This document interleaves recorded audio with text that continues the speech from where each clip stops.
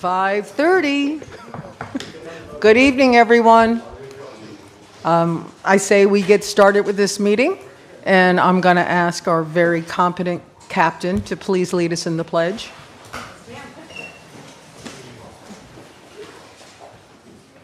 I pledge allegiance to the flag of the United States of America and to the republic for which it stands, one nation, under God, indivisible, with liberty and justice for all. Thank you very much. Marty, would you call the roll, please? Councilmember Steve Friedman. Here.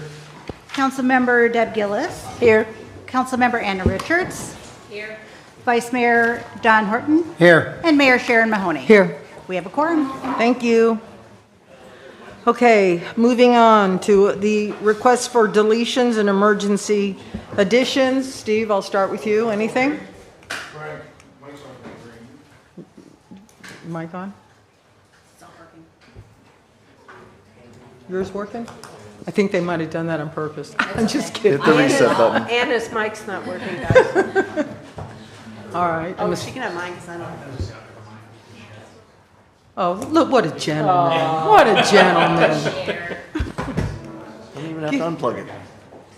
Let's see it on the bus. Take this in case they want to go get it. Okay. Anna, do you have anything? I have, it's green. One addition, Okay, go ahead. committee, talk about committees. Okay, let's do it in the, Sheila, put it in the mayor communication. Is that okay with you? Yes. Okay, Anna, Yes. committees. Deb? No, nothing. Don? I'd like to pull tab 5, and I'd like to pull tab 6 off of the consent agenda, please. Refresh my memory. You want to pull them totally or for discussion? I want to, I want to talk about tab Well, 5 for you wanna discussion, talk. Okay. and then tab 6. I'm not sure if we're going to discuss it, or I'm going to defer to either our attorney or Sheila on that. So Sheila, would you like me to put that? Mayor or with you? I think we should just remove it from the agenda for tonight and bring it back next month, so we can have some more discussions with the engineer record on that. I'm change okay with order. that. So we're going to pull? So We'll we're just gonna delete it from the delete- agenda. And that's tab Well, 6. Correct, and we'll bring it back Yep, next and then, month. so you want to discuss tab 5? Yes, I do. And we'll do that, mayor Do that at the communications? beginning of resolutions. Beginning of resolutions? Okay, Don. Okay, and I don't have anything besides to say congratulations to my Florida Gators. Go Gators. Okay. Reports, presentations, and announcements. Jamie, I believe you want to come on up. Good evening. We did have 4 candidates for village manager, and one of the candidates dropped out this morning, so we won't be hearing from Mark Sohaney. He dropped out this morning. So we'll go in order, alphabetical order. Sorry, Jennifer. Jennifer DeBobrian will be first, and then Ted Munchmeyer, and then Ron Saunders. Thank you. How long do they have? 5 minutes, I think we decided on at the most. Jennifer, would you like to come on up, please? Spin the wheel of fortune.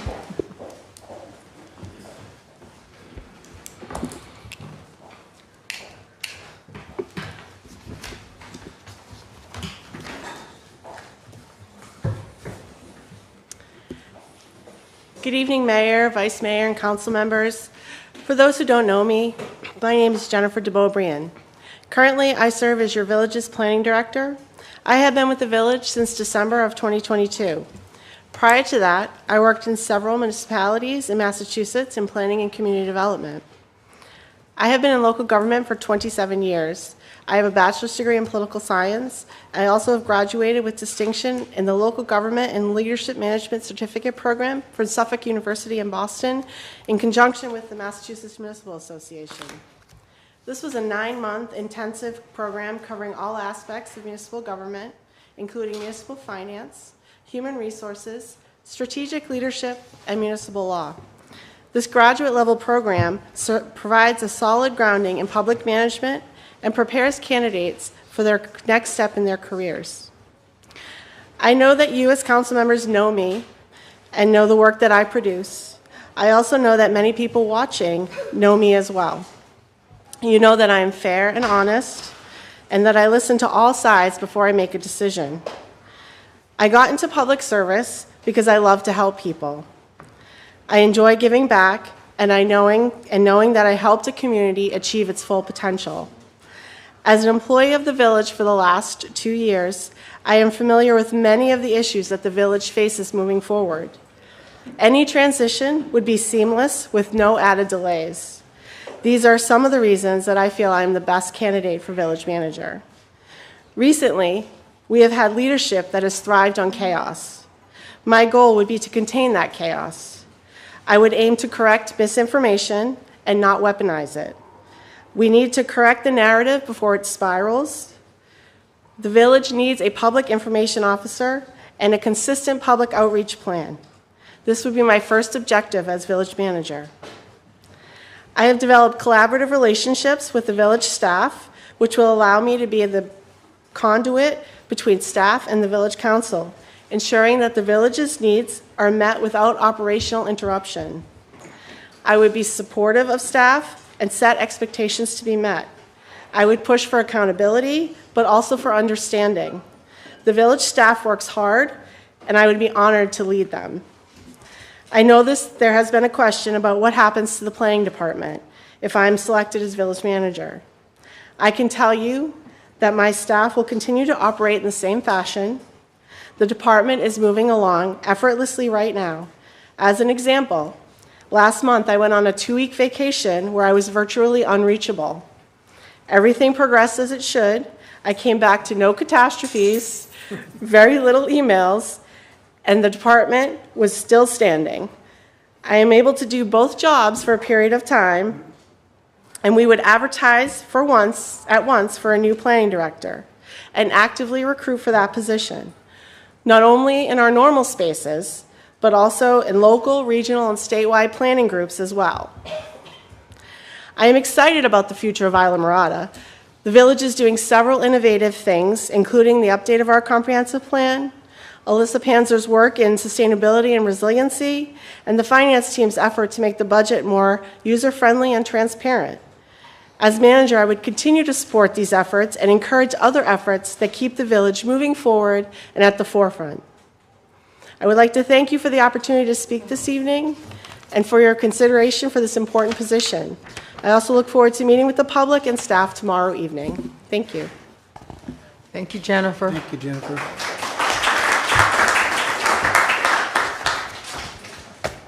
I believe Ted's next.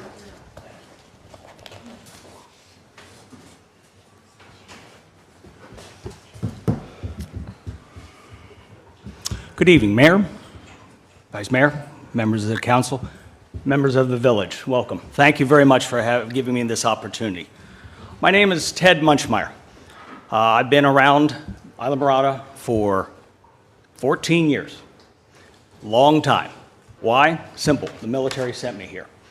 They sent me here to take care of the base at Homestead, where I was the base civil engineer for 3 years, capping off a 26-year career and retiring as a colonel in the United States Air Force. I loved that job. It was a fantastic job and probably my most favorite job, and I had a lot of good ones. My background is simple. I'm an engineer, 2 degrees in engineering, an MBA, strategic studies from the U.S. Army War College, and they gave me this opportunity to take care of a base that sorely was neglected. I loved it. My unit deployed to Iraq. We also ended up saving 3,500 lives coming back from the Haitian earthquake and became the best unit in the Air Force for the first year in a long time. But frankly, why I'm here now is I've moved on. I have to retire. I grew the hair long. Don't worry, 2 weeks I have to cut it off. I have a lieutenant to commission, so I have to take it off, sadly. Wife is not happy. But what I learned is after 7 years of teaching junior ROTC, I wanted to go back into engineering. So I took a job over here being chief inspector and using my engineering talents again. And I've absolutely loved it. But I also know this, my base civil engineering experience was my most favorite. I loved working in a small town where a fire department, explosive ordnance, emergency management, and public works were all under my domain. And that base is a gem of the United States Air Force now. I come from West Virginia. It's a wonderful place to grow up. But I just went back there. As a matter of fact, my mother-in-law passed away, and I went to my hometown, which has lost 1/3 of its population. I could walk down, I kid you not, during rush hour, I jaywalked across the street to go meet my wife. There was not a car in sight. We have good problems. We do. I know traffic. It's the number one thing. I looked at the charrette. I agree with you. There must be a solution, but it's a good problem to have. People want to come here. People want to live. People want to see. People want to spend a week or two. Let's see if all of us can get together and have a great plan with a new comprehensive plan that shows, hey, this community is thriving and will continue to thrive. I saw the 5 basic ideas of walkable and bikeable lanes, community character, affordable housing, enhanced green space, a big one, and then upgraded infrastructure. These are problems we can easily tackle if we set our minds to it and work together. We can do this as well as with community outreach. As Jennifer said, a CIO or a public affairs officer would be one of the first things I would condone. That needs to get the message out and the correct message out. But I want to say it is a team effort that everybody must work together. And we have a lot of people with a lot of different requirements, a lot of different responsibilities, and a lot of different interests. And I hope with my leadership, I can take this organization to that level. In closing, I'd just like to say I really do appreciate the opportunity. And I do know that, well, we have 5 council members. They're leading us, but I want to lead the team that makes sure that people who have a time in Alameda, whether it's short or long, enjoy it. Thank you very much. Thank you, Ted. Thank you, Ted.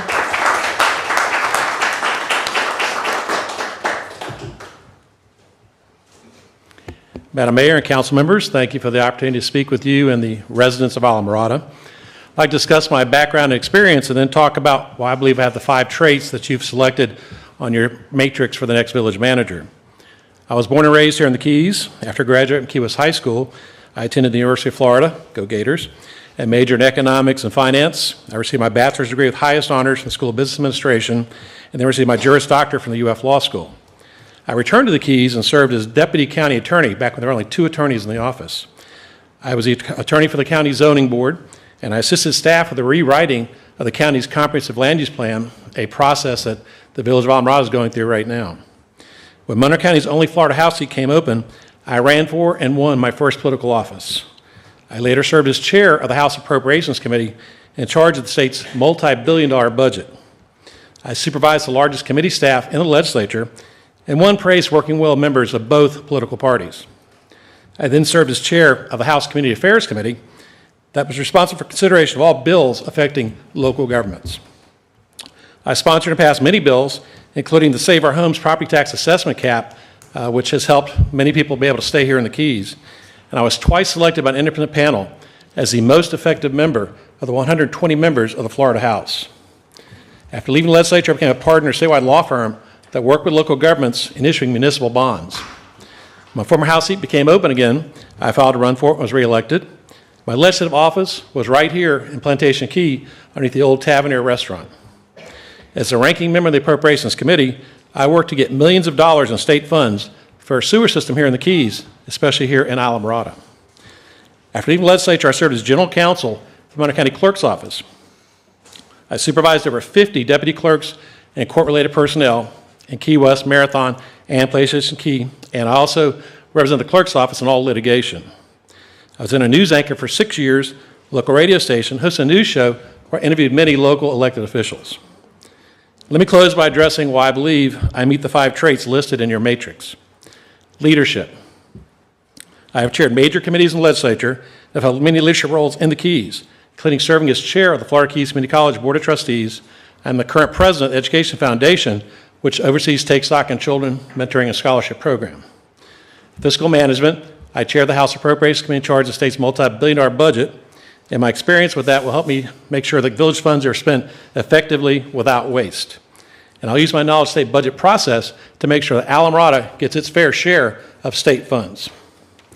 Policy execution, I filed the first Everglades Protection Act to resolve water issues in Florida Bay. I'll use those same problem-solving skills as your village manager.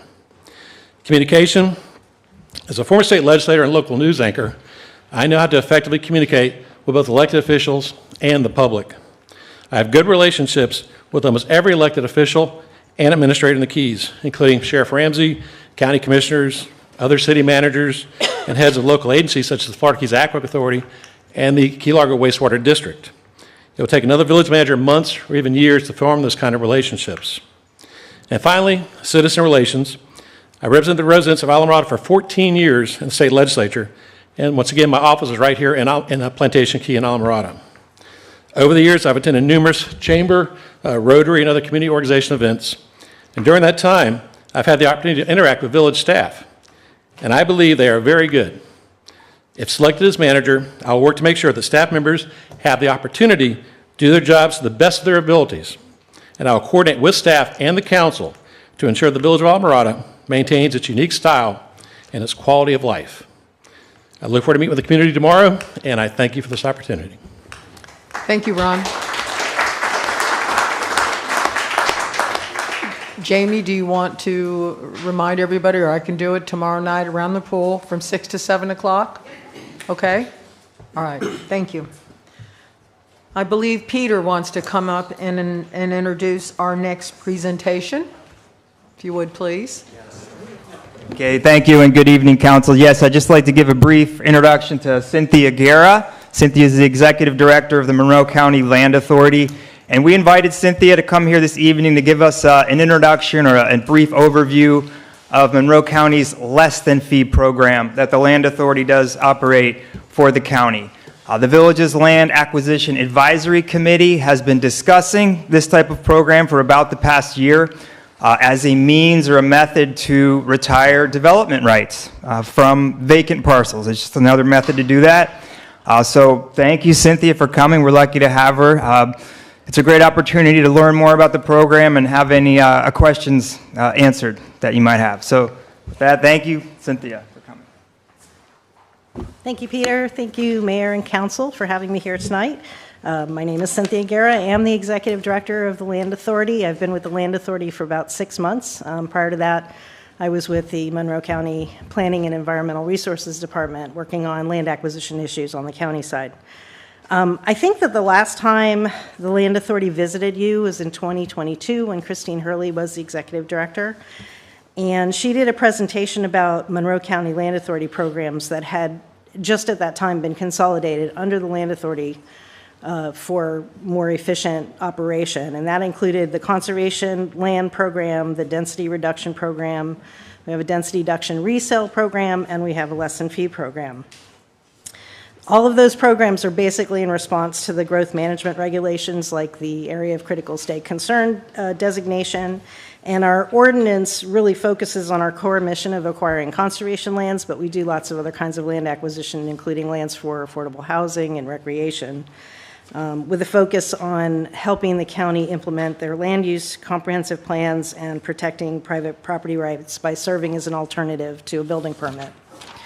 So Pete asked me to come here tonight to talk to you specifically about the county's land less than fee program. That's what I'm going to focus on, but first I just want to kind of underscore something that Pete said. Less than fee is only one tool in the toolbox that the county has deployed to deal with the possibility that the inventory of vacant parcels exceeds the number of permit allocations that the county will be able to award. And besides less than fee and density reduction, the county is implementing comp plan policies and other things to sort of address the potential takings liability.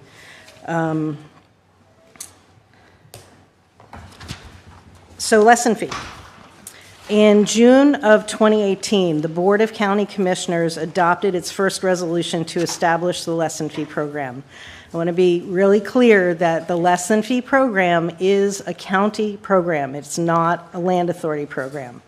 It was actually created in the county attorney's office, and it was the county attorney staff that administered it when it was new, with support from other departments like me and the planning department and the land authority as needed. There have been subsequent resolutions since 2022 to sort of clarify the program. We've learned some good lessons along the way. We've revised some of our language, and it's working pretty good now. The county also allocated funds from the infrastructure sales tax fund for less than fee and density reduction purchases. This is county funding, not land authority funding. And I think I mentioned in 2022, the land authority took over administration of the program through an interlocal agreement that we have with Monroe County. I was looking at the presentation that Christine gave you all in 22, and she noted that Isla Mirada does receive a share of the infrastructure sales tax, and that she recommended that that could be a potential source for non-conservation land acquisition if the council deemed that was appropriate. Regardless of how it's funded, we do have an interlocal between the land authority and the village, and we could potentially amend that interlocal to help you all implement the program if you desire. So I'm going to talk a little bit about what the lesson fee program is and how it works. It's for property owners that own 2 adjacent pieces of property, 2 or more, one with a house and the remaining lots being vacant. It's a willing seller program, and it allows the owner to exchange the development right on the vacant property for a single-family residence or habitable space. They sell that to us in exchange for being able to retain the ownership and using that property for allowable accessory uses that aren't involved with a dwelling unit or habitable space. The county commission established the eligibility criteria. The property that is subject to the program has to be in a residential zoning district, and we've got several, but it's limited to improved subdivision in the zoning district that is overlaid where there's mobile home communities. There has to be a verifiable building right or transferable development right. The house and the adjacent lot have to be in common ownership. It has to be eligible for a potential building permit. It has to be free of code compliance liens or code action, and the willing seller has to commit to the terms and conditions of the program. And the last thing is that the lots may be adjacent, and our code says that adjacent is when 2 parcels touch each other in any way at the boundary. We have contemplated doing a lesson fee deal for 2 parcels that were only connected at a corner. We didn't ultimately do it for other reasons, but our code allows for that. You all would have to decide how you want to define the program parameters. Our program also has priorities that were established by the Board of County Commissioners because we got flooded with applications. We had to prioritize those applications, and the commission was the appropriate body to make those decisions. Generally, Big Pine and No Name Key for the last several years have been prioritized, especially when the adjacent lot is truly vacant or has no use. And that's just a function of the fact that the growth management system on Big Pine is so restrictive. It's the area where there's the least number of permits that are available. So the process is really simple. We have I hope it's a user-friendly website. I want to say it is because we get a lot of applications. So an interested owner would go to the lesson fee website, and they can submit an application online. There's no cost to submitting the application. The application is pretty simple. It doesn't ask for anything complicated. You know, information about the owner, how to reach the owner, and then information about the properties. And then once we receive the application, we do a very rigorous and detailed analysis of each property to verify that development right, because obviously we don't want to spend money on property that maybe doesn't have a dwelling unit development right. It's almost like a mini ROGO exemption review. We let the ineligible applicants know why they're ineligible, but if we receive an application that is eligible, then we provide the owner with a purchase agreement to purchase the lesson fee interest in the vacant property. And when we get that purchase agreement back, we do a title search to see if there are any encumbrances on the property.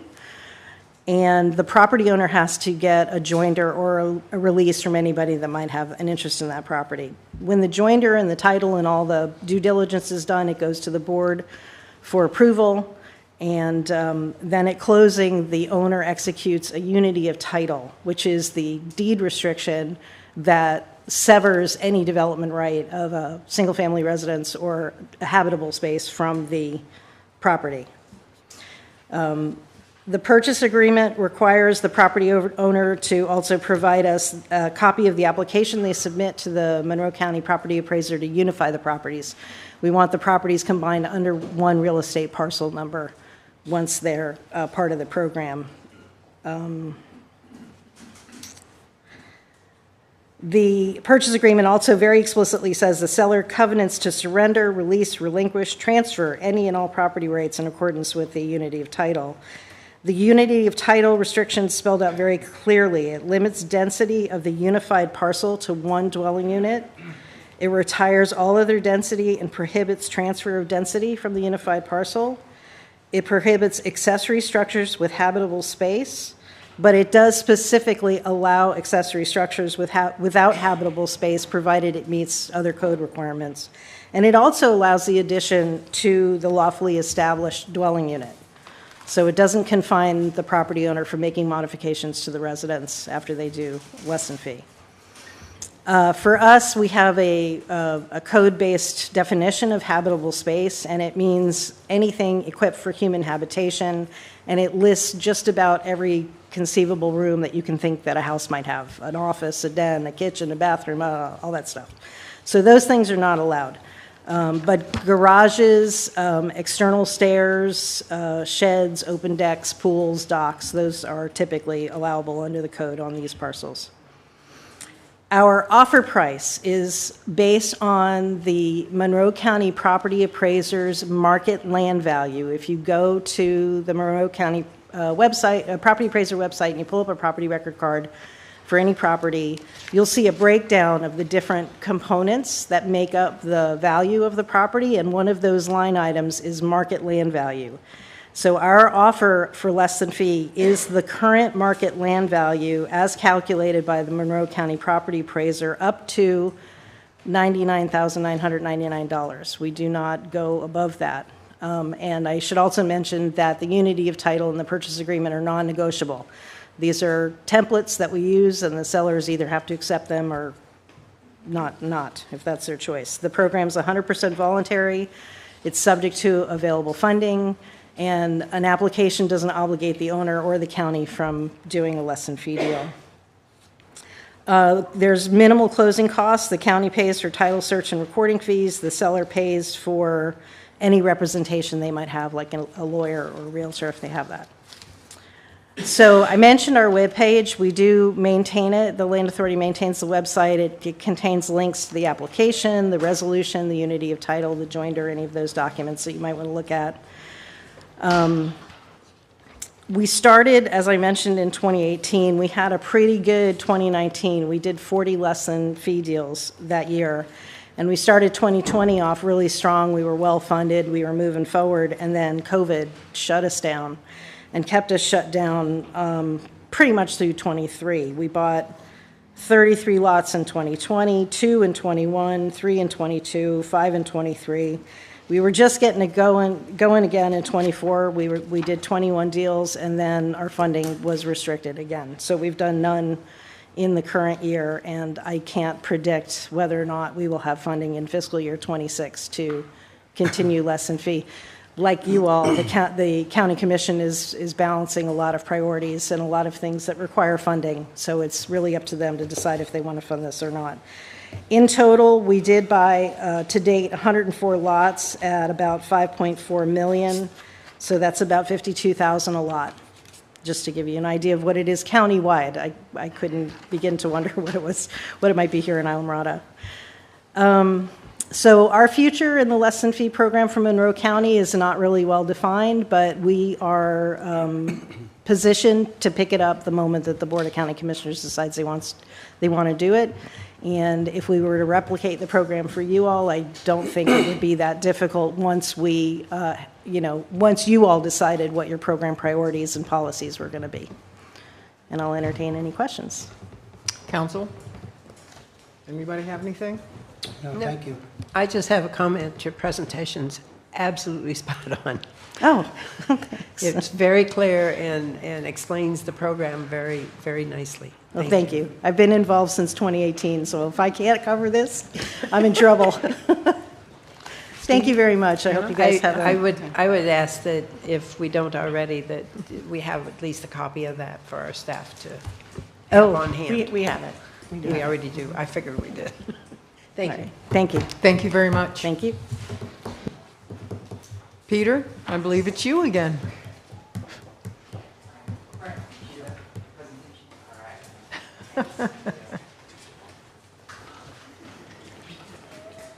Okay, thank you. So as you are probably aware, the village has been in the process of completing a canal restoration project at Canal 147. That's the canal in between Atlantic and Lacera Lanes on Lower Matacumby.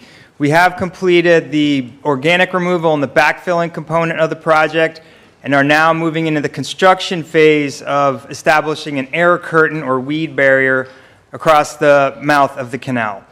I have brought this topic up before you in the past, but we are getting into a very important stage with this process, which is the adoption of an initial rate resolution. So we need to establish the rates for this if we're going to move forward with it.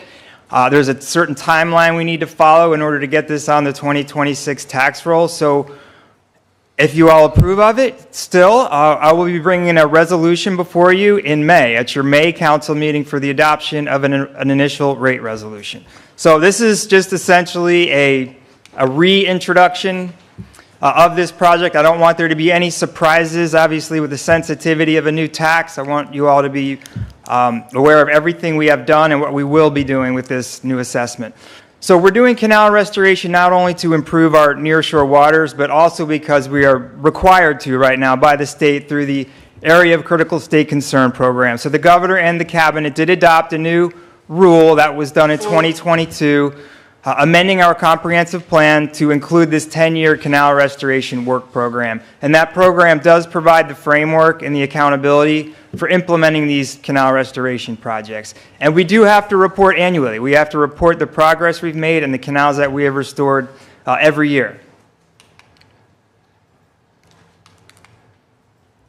Okay, one of the other tasks that we needed to do with the work program was complete this evaluation of all the canals in the village. We evaluated all 63 canals, ranked them according to their need of restoration, and also identified the restoration technology that was most appropriate and the costs for each one of those restoration projects. And we did publish that document. It is on the village website. This is just a list of the first 17 most highly ranked canals that were found to be most in need of restoration. At the top is this canal, Canal 147. I believe that says they're at a cost of about $2.3 million.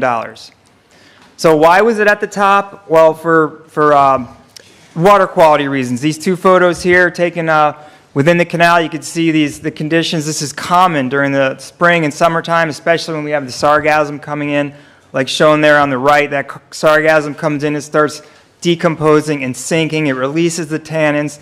The hydrogen sulfide gas is emitted, and these people really live in a bad situation here for a lot of the year, starting right now. I got an email from a resident in this canal today. The sargassum's coming in. You know, what are we doing with the air curtain? So this is a real situation that we're trying to address. So as I mentioned, we did complete the organic removal part of this project. That's shown on the slide on the left. We got rid of all that nasty muck material at the bottom of the canal. We backfilled that photo on the right there. We backfilled the canal to about 6 to 7 feet with clean coral gravel material and a foot of sand on it. There's already seagrass growing in that canal.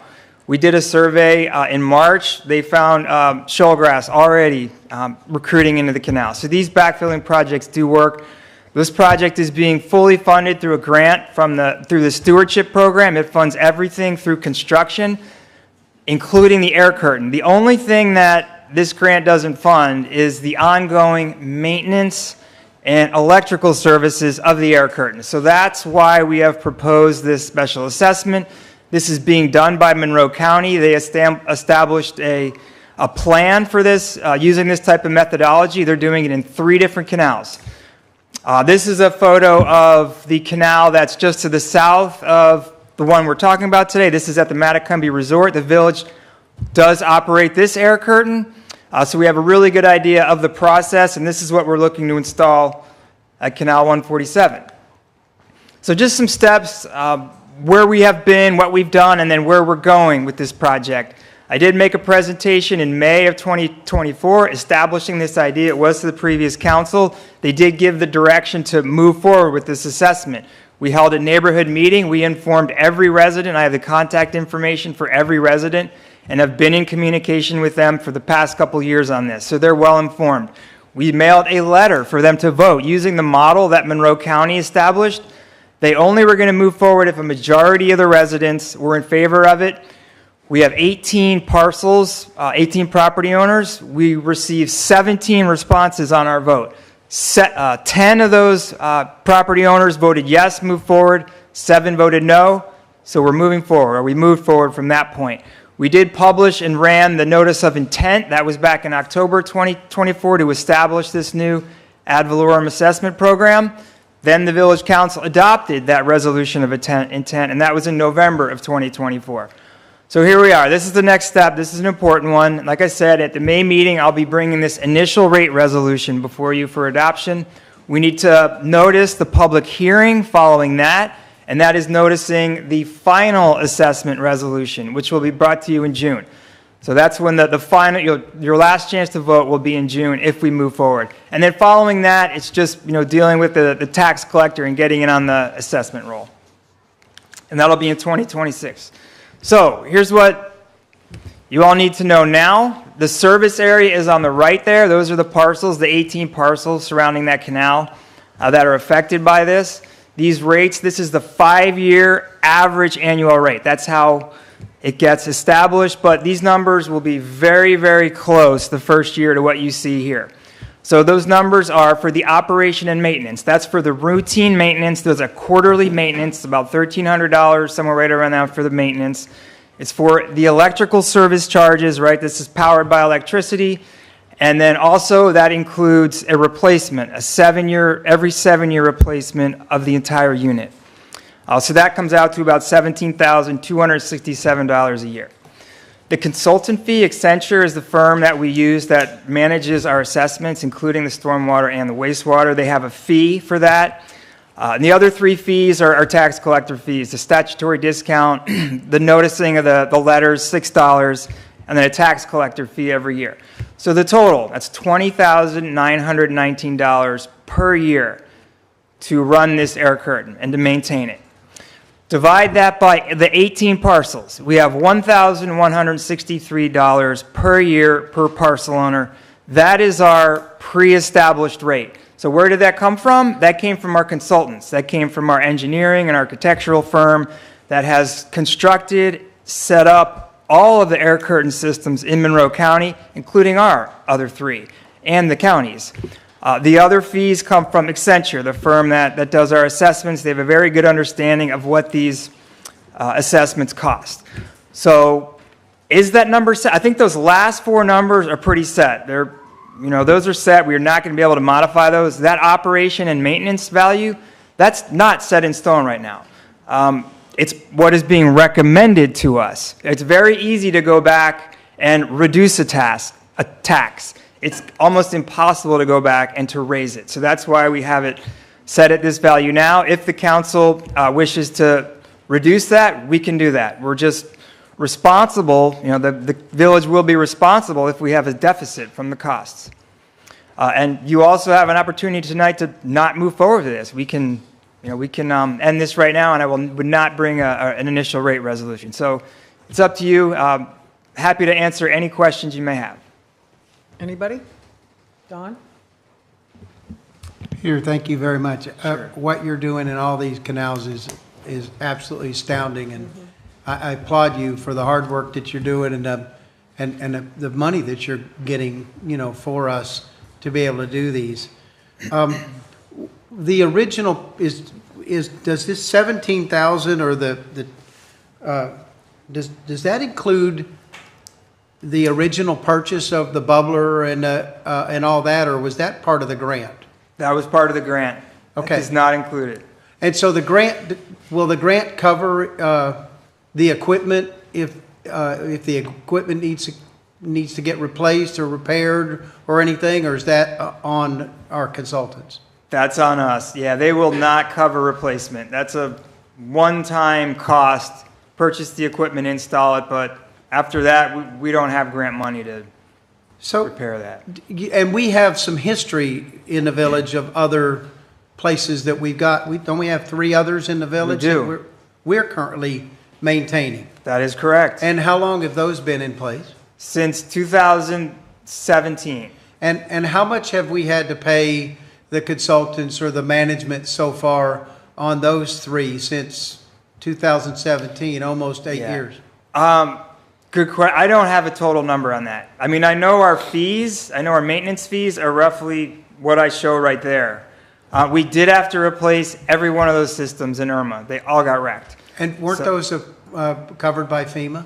Yes. They were? They were. So we didn't Yeah, I have to think pay so. for the replacement because I think it was FEMA covered reimbursed. those. I remember working, this is right when I started here with the village, right after Irma. I remember working with Maria Bassett then, and I believe it was reimbursed through FEMA, yes. So what I just would like to ask, and if council agrees, can we try to fine tune that number just so that we can explain it to those 18 people on that canal? I mean, hopefully they understand that what we're doing is a really good thing for not just for that canal, but for our nearshore waters. But can we just try to fine tune that $17,267 so that they understand that we've got history at 3 other canals, and that we let the public know from now on when we continue to do this that these other canals are going to bear the responsibility rather than all of the taxpayers of Islamorada bearing one canal after the next. So if we could just further define that 17,000 by the history that we have and what the consultants are going to charge, so that maybe we can come down or maybe we can't, but at least everybody will know that we did our homework, and that $20,000, almost $21,000 assessment on those homeowners every year is a necessity. Can we do that? I mean, we can absolutely reduce that. I'm not saying reduce it. I'm saying if we're gonna charge it, let's just justify that. Absolutely, That's all. we can. So I would say that each system, from knowing these systems pretty well, and the ones that we operate in the village, they're different. Some of them require far less maintenance than the others, and I think that's just by the hydrology of the canals and the residents. But it's a small canal. It's only 40 or so feet wide. That's small. So and some of the other canals are much wider. That's true. Right. So hopefully this is an easier one to maintain. The one issue is depth. The neighboring air curtain system is somewhat shallow. It's repeatedly getting hit by boats. So believe it or not, that one, even though it's smaller, has been more of a maintenance issue than the one at Canal 145, which is a little bigger. But the one at Treasure Harbor here on Plantation Key, which is pretty small, has worked almost flawlessly. Awesome. So there's been times when our maintenance fees were really low. Awesome. I would say that that's the higher end, and that's what we were advised to do. Right. Put it towards the higher end. I can absolutely go back and select more of a low range annual operating and maintenance cost. Does that sound like what you're looking for? I'm not saying lowball this thing. Okay, I mean, maybe- it needs to be a realistic number. We can get it more realistic. Okay, cool. And as I'd be long as they happy to do that, understand- and we'll justify it. Appreciate it. And then, but after next May, you'll have to vote on it. At the meeting in May, you will have to vote. We won't be able to negotiate at that meeting, is what I'm saying. understand. Okay. I understand. And so otherwise, Sounds good. I'm fine with it. Oh, Okay. Our legal has something here. Yeah, I just wanted to chime in to follow up on that. You know, with working with the consultant, Accenture, I think they took over GSG, right? Yep. They will come forward with justifications for these numbers too. So while we're talking about them generally here, when this comes back, I would expect there to be additional detail justifying the numbers, including justifications for how they broke it up by parcel, things like that, because there are a lot of statutory elements to establish special benefit that you need to establish for a special assessment and the reasonable and fair assessment. So I would anticipate there'll be some of these issues, some if not all, should be addressed with them. Thanks, John. Thank you, Peter. Yeah, sure. Thank you. And that is true. I actually have a more detailed breakdown. I just didn't present it tonight. Go ahead, Deb. Okay, so, so once we get this established, would the consultant fee stay 1,600, or could it come down also? I understand that startup, there's a lot of extra work, as John just explained. Yes. 1,600 sounds like a high consultant fee, and in relationship to that, if we leave this high, you're saying that some years it could be low, some years, how is that? Is it billed different every year with a maximum amount being what we have in front of us right here? So we have the ability to change this on an annual basis. This has to be adopted and approved every year, like our other assessments. If we find that this number is too high, we can come back the following year and say, look, we overshot this, we can reduce this tax. So absolutely, we can change this. What about the following year when Yes, the cost same goes thing. up? Yes, we have the Because ability to change it, absolutely. Okay, It's in our authority. you said once, you know, to raise it is more difficult than to reduce it, which is always true. Right, that's just I don't want to in back us into a theory, corner. not on paper. Formally, we have the ability to raise it. It's just, I mean, for the residents, right? Raising a tax is what I meant. That's much more challenging than reducing it. Yeah, right. So we don't so- want to start low and have to raise it is what I've been advised. Right, right. You want to take the worst-case scenario Yeah. first and back it off from there. Yeah. Is the way I would practice it. Right. But there wouldn't actually be a refund issued if we're off base. We would just roll that into an account and apply it to the next year, like we do some of our other assessments. Yeah, that's correct. As far as I know, that's absolutely correct. Okay, Yep. thank you. Steve? Anna? No? Thank you, Okay, Peter. all right, thank you. Okay, Do next? you need any kind of approval or anything? No, May. No, yeah, a resolution will be brought back in May, and that'll be You that'll don't- what kickstart You don't everything. need a nod tonight. Yeah, Okay. just not a nod no. Lisette, do you want me to read this first, or do you want to explain? Yes, ma'am, please do. Okay. This is Sexual Assault Awareness Month.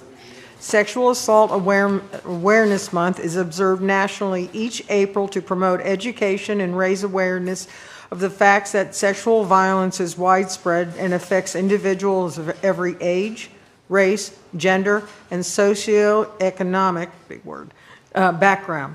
And whereas Alamorada Village of Islands recognizes the profound impact that sexual violence has on survivors, their family, and our community as a whole, includes physical, emotional, and psychological effects that can last a lifetime.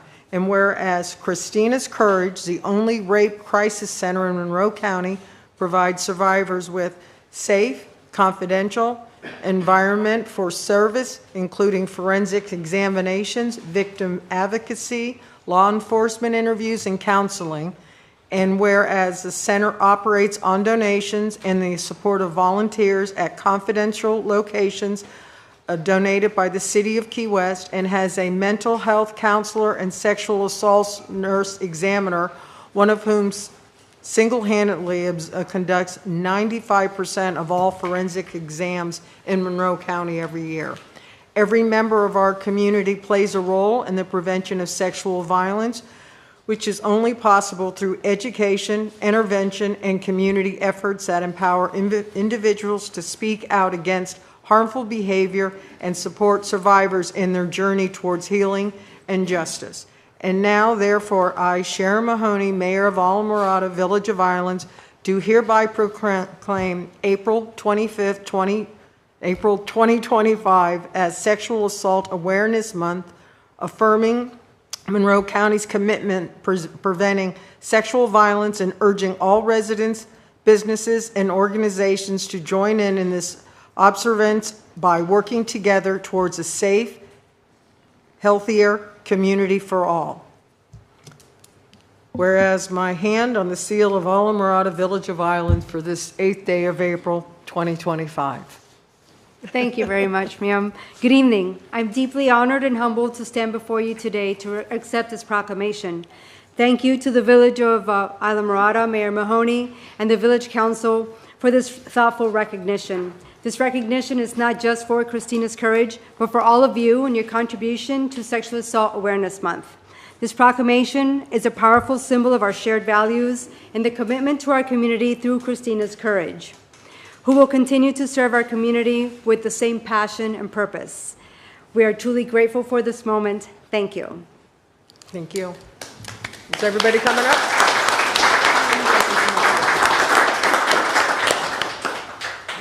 Somebody have a camera? Sheila. Sheila, do we have a camera? Somebody can take a picture. All of us?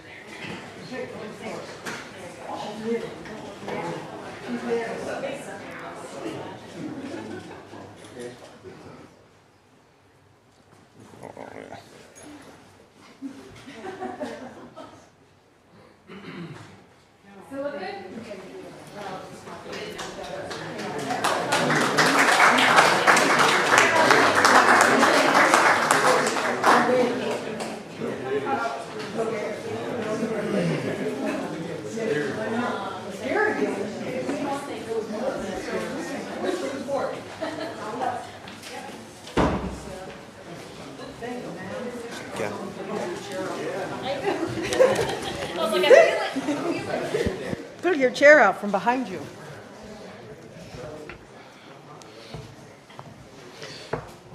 All right, ready to move on? We are now going to open public comment. This is general public comment, nothing to do with anything that's on the agenda. Ms. Marnie?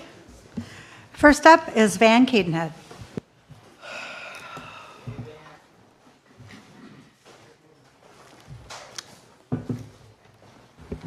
Good evening, Council. I'm Van Cadenhead. The time has come for the bamboozled citizens of Alamorada to wake up, sit up, and pay attention to what has been done and is being done to them. They are currently subjected to the untender mercies of a heavily biased pro-development concrete coalition consisting of greedy, short-sighted politicians, developers, lawyers, and real estate agents, less concerned with the quality of life of the residents and survival of the environment than the bottom line defined by Ben Franklin's greenbacks. It's disgusting, obscene, immoral, and unsustainable that the carrying capacity study of these fragile islands has been ignored by the powers that be in favor of crass commerciality. It is unfortunately that the state attorney considers this lack of sunshine so perplexing and has better things to do than riding herd on a bunch of brazen, bold, belligerent blackguards who blatantly flaunt their disdain for anything but money. Perhaps if they had been under scrutiny from the law for the past several years, this situation might not have reached the current critical mass. These subpoenas that you were served with must not be allowed by the public to turn into a namby-pamby whitewash of corporate criminality. The cruise ship Alamorada is sinking, and resolute government actions must be taken to save it from becoming an exclusive elitist enclave, descending from the sport fishing capital of the world to the depths of the horrible whoredom of property prostitution. Please be advised that I put that in as a letter to the editor to both newspapers, and neither one of them would print it. The Keys Weekly, in closing, the Keys Weekly published an article recently stating the appellate court's decision that the village council did not apply the plain and unambiguous language of the village code to determine whether petitioners were adjacent to the applicant's property and thus affected property owners, which constitutes a departure from the essential requirements of law. I would ask the council to please answer the following questions. Is it true that the village is appealing this decision? And did the village council vote to authorize this appeal? And if so, when and how did the village authorize the attorney to appeal this decision? What is the anticipated cost of this appeal? And finally, what is the vital interest of the village, not the sandal factory, that is at stake, so as to justify spending our tax dollars on attorney's fees to prosecute the appeal rather than allow the private party to appeal if they wish to do so? Ladies and gentlemen, we have a crisis here in Islamorada. I really feel that the citizens are being sandbagged and bamboozled at every turn, and I've fought for 25 years to try to do something about it. Thank you. And you're quite welcome, Madam. Marnie? Next is Joe Wishmeyer.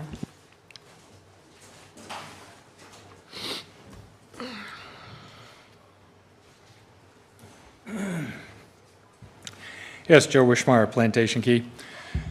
Mayor and Council, I would like to take this opportunity. I spoke about it, I believe, back in February when I was congratulating Councilman Horton on his efforts to try to get what I call Legoland, we all know it as Sun Country, to pay their fair share of taxes, seeing as how we're still supplying all of the services that all of us taxpayers are having to pay for.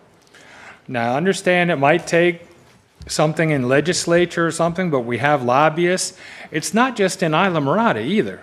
They have places up in Key Largo and other places, so you can get together with them to find out. I haven't heard if there's been any traction going on with that, but it's been going on for far too long.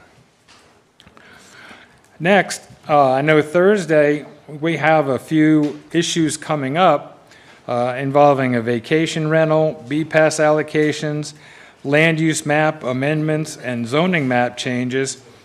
Again, I don't know why we're doing all this when we're in the middle of a comprehensive plan update and LDR updates where everybody is going to have to play by the same rules. So I would hope that we would be able to put that off until at least we get our new comprehensive plan done. Lastly, when we had some of these issues come up before, I know that council had combined like 3 issues when it pertained to the Islander and Creekside, 3 advertised separate. And what you did is when you combined them into all in one, you say, well, we're just going to hear them all at one time. That eliminated the public from speaking on each of those individual items. So instead of getting 9 minutes to speak on them, on each of the individual items, which were very, very important to a lot of us in the community, we were limited to basically 1 minute apiece. So I wish you all would get together and and decide, hey, if we're going to combine these together, then we ought to give more time for public comment. Thank you. Thank you, Joe. Marnie? Next is Pam Martin.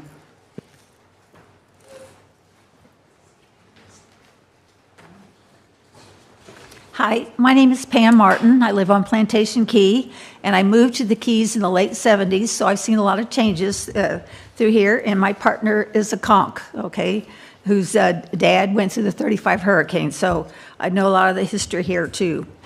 I'm here today to speak on behalf of for Ron Saunders, for our village candidate manager.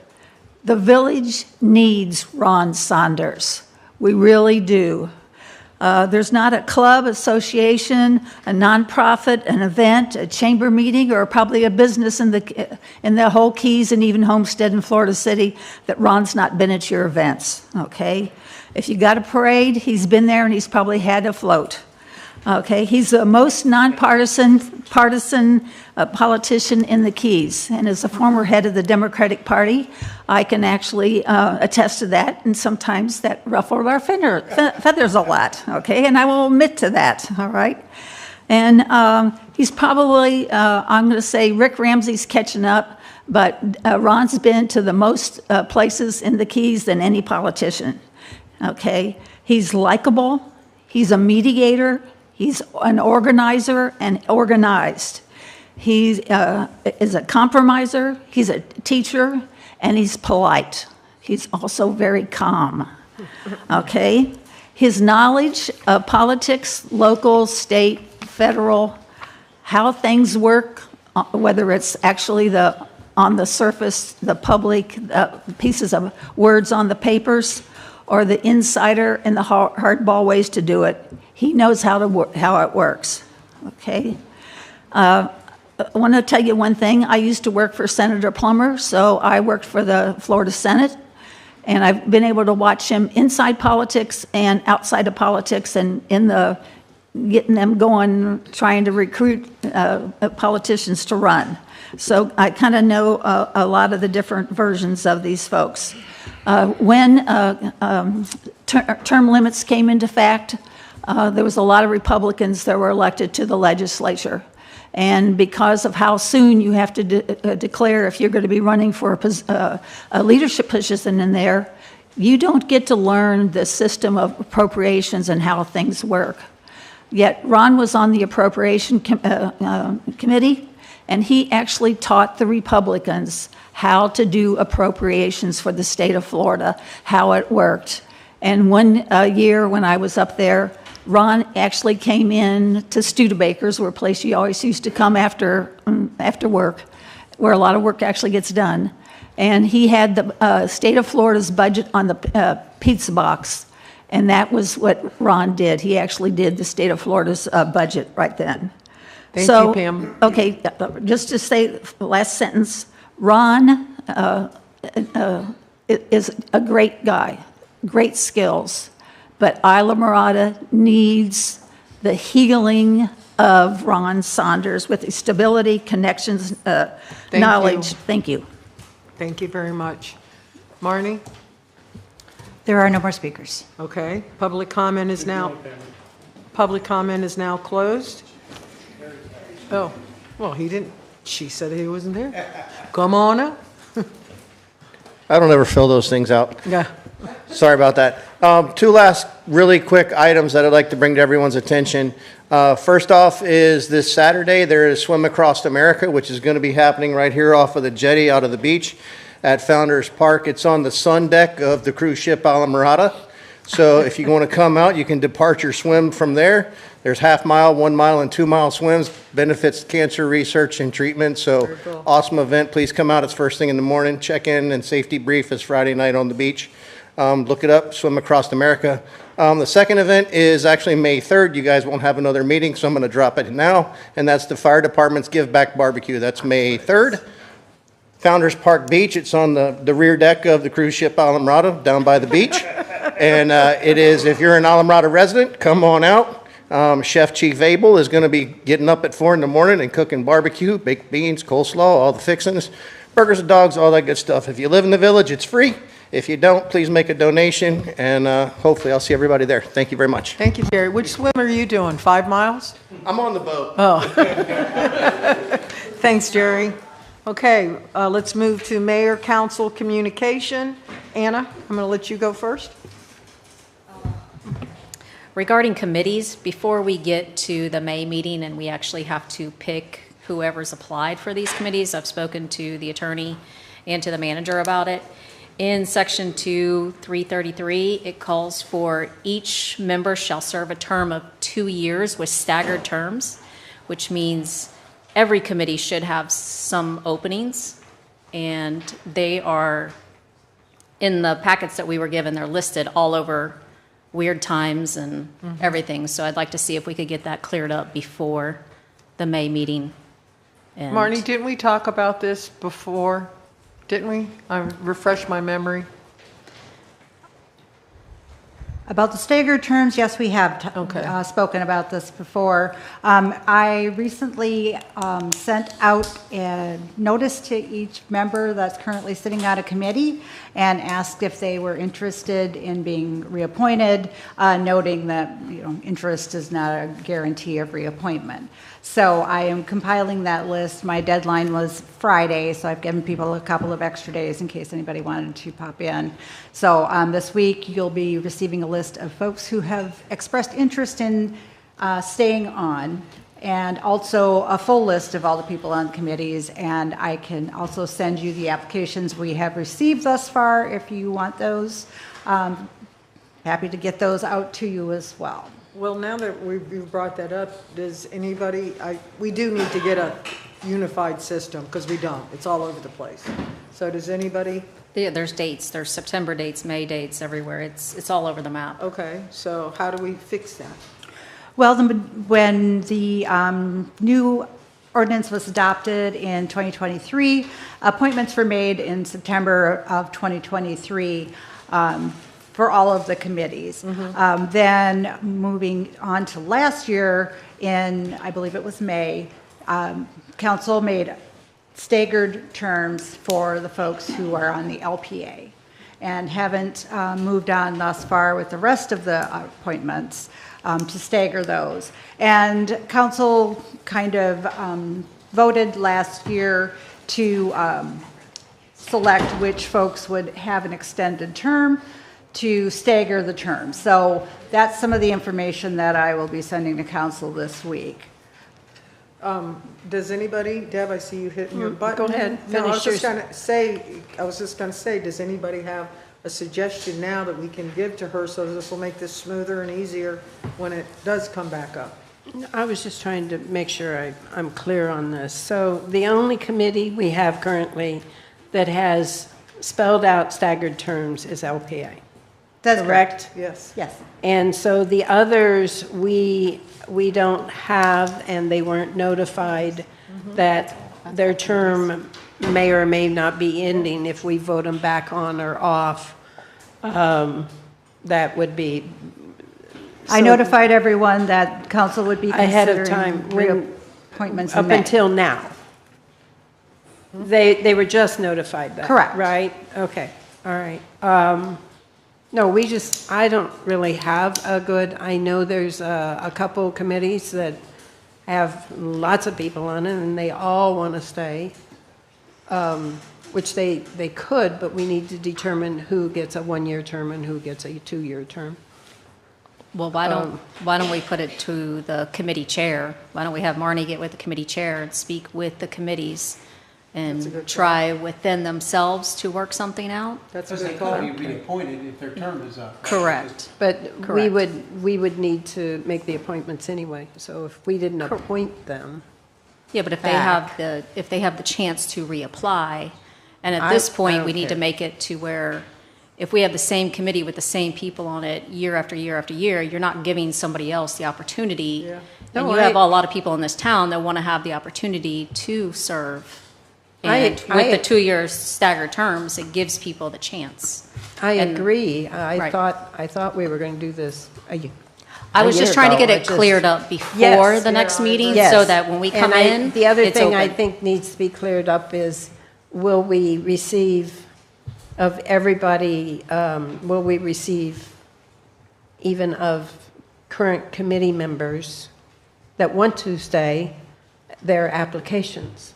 Correct. The applications have changed a little bit since the beginning, but that's okay. I just think we ought to have the whole stack, not half the stack and saying, well, these people want to stay in. Oh, I agree. Okay. I did offer everyone an opportunity to fill out a new application if there were significant changes, and I did not receive any, but I'm happy to provide all of the applications that we have for the folks who are currently serving, as well as a clear list of who was appointed when and who is interested in staying. And if you would like the other folks who have applied since we've put out the openings, I'm happy to send those too. I'll probably send them under separate cover to keep them, separate. Is that helpful? Don, do you have something? You got your mic on. Oh, I didn't. Steve, anything? Oh, you don't have your mic. There we go. I'm stealing Jennifer's. Sheila and I have spoken after we both spoke with Councilwoman Richards. We do anticipate we'll coming back. There will be recommendations in May in terms of ensuring that they're staggered, ensuring that everything is uniform. The one thing I will point out is your LPA code does specify that the LPA members need to be appointed in May. The other ones, it doesn't have a specific month as to when they need to be appointed. Should we change that? We can, yeah. Keep it unified? Yeah, we can either put them I do all in too. May, or we could change Put the them all in LPA May. one to whatever, so. Put them all in May. Go ahead, Deb. Okay. I think in the original, there was concern of doing so many all at one time, but I think once you get the system started, you Yeah. can do it all at the same time. Well, especially because it's 2 years, so it's really would only be like half of each committee, Right. so it's really. Right. Yeah. I think it could move along pretty quickly once Well, the system is established. Well, let's So- move them all to May then. If the majority wants to do that, I mean, we can put them in, thank you, Jennifer. We can put them in May and bring everything back. I can also, if the majority wants to, that can bring back a code amendment that specifies do for that. the other boards that appointment is in May as well. So Wanna do we that? can bring back Is that the good next for council. everybody? Yeah, I think it should all be uniform. Okay. All right, anything else, Anna? That's it? All right, Don, I'm going to let you go with your, do you want to talk about 5, or do you want to go to your lobby firm? I guess let's stay where we're at here on a mayor and council Yeah, communications. that's where I'm at. I just want to know, So, you have 2 of them. every year we do a new contract with our lobby firm, and every year it seems like we pick the same lobby firm and we just kind of roll it over. So what I was bringing this forward is to request to talk to council about the possibility of putting out an RFP for our fiscal year 25-26. And if we're going to do that, then I'd like to at least start the process now. Because it, like everything else in government, takes time, right? So right now, we pay Gray Robinson about $9,000 a month.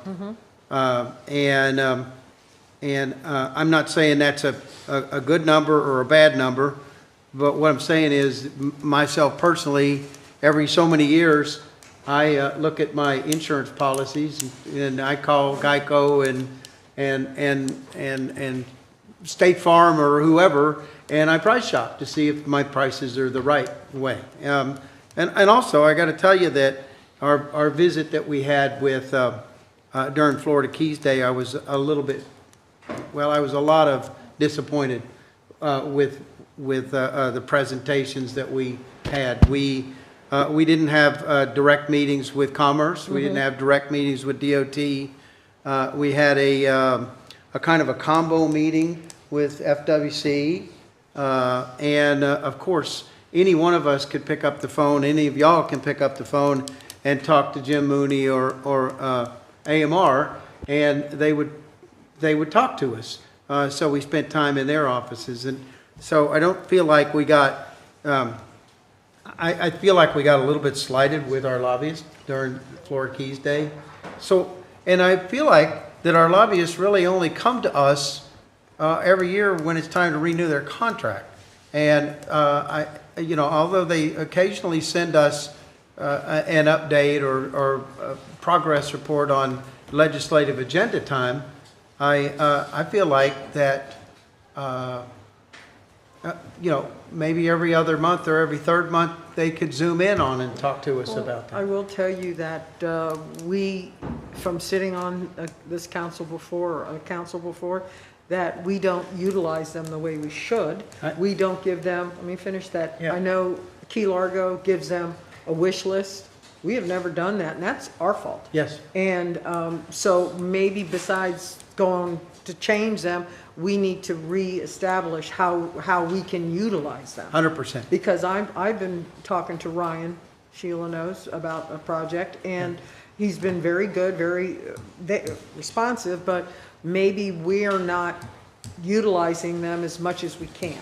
Does that make sense? And yeah, it makes sense 100%. And I heard And I'm that not on saying that we necessarily need to go with a different, and maybe we can do like Marathon. Marathon has 2 lobby firms, and they each have specific duties. And the county has, I think, 3 or 4 lobby firms. Whose responsibility is it for the Florida Keys Days to set up the meetings? Is it the council? Is it the attorney? Is it the Well, I think manager? it's a combination. I think it's a combination of council having the vision to be able to think forward and say, here's our wish list.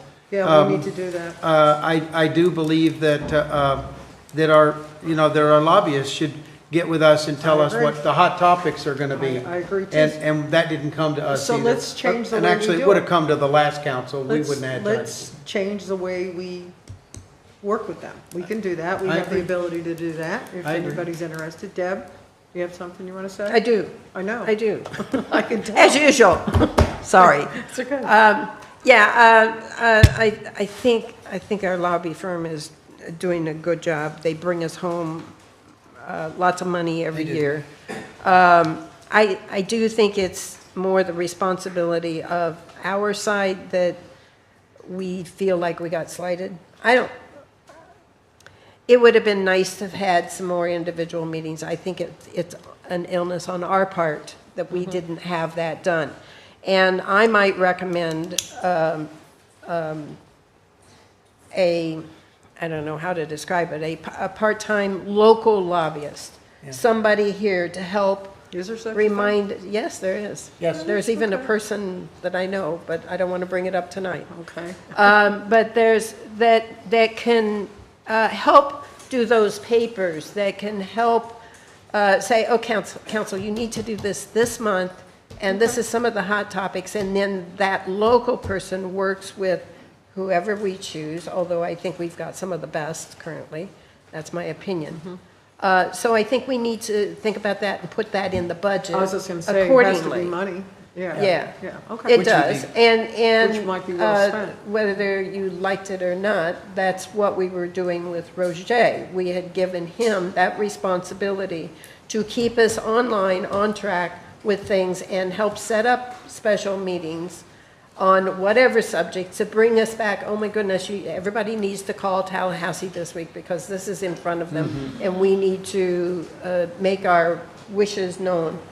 That's for us, sitting on council, it is our responsibility, but we don't have time to stay that tight to it. We need somebody to help something to look counsel into. us or guide us, a local lobbyist. And that can be part-time, it doesn't have to be a full-time position. Steve?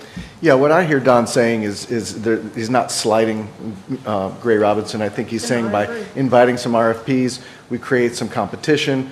We may consider getting another firm in addition to that, to doing that. That would maybe help us get on top of what it is that we might need to do to initiate what it is that we're looking for. So I like it.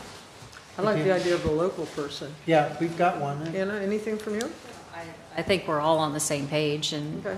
and I think that maybe just a discussion with them, they might come back to us with maybe the same ideas. So maybe we start there. So Sheila, where do we go from here? Well, is the consensus to reach out to Gray Robinson first or to move forward with the RFP? I'd like an RFP. I'd like for us to have some discussion with them, and I'd like to see what they have to offer for us. And I would second that if there needs to be one. Thank you. Okay, so that's not a resolution, so there's no vote, right?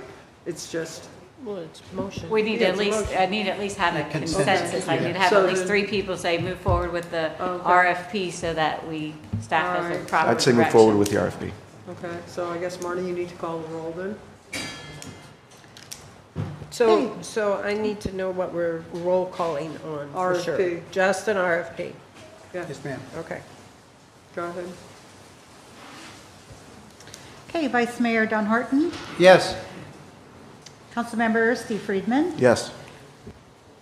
Councilmember Deb Gillis. No? Councilmember Anna Richards, Yes. and Mayor Sharon Mahoney. Yes. The motion passes Just 4 to see what's 1. out there. Okay, just to see what's out there. Okay, in that same realm, can we start looking at what it would take to put on a a local lobbyist, a part-time I think person. that's a financial decision. It is, but that would be our call to start. I'm not talking about, now. It would be in the next budget cycle. but- Oh, sure, we could then make Yeah, that decision. yeah, but we with need you. to start- I like that, yeah. Investigating and finding Sure. out what that means, that how looks much like. that costs, Yeah. what that entails. And that may come out with in the RFPs, is that we assign Gray Robinson to do a portion of it, and then a local firm or whoever do another portion. I'd like to have a local contact, though. I would love Right to down have the a street. local contact.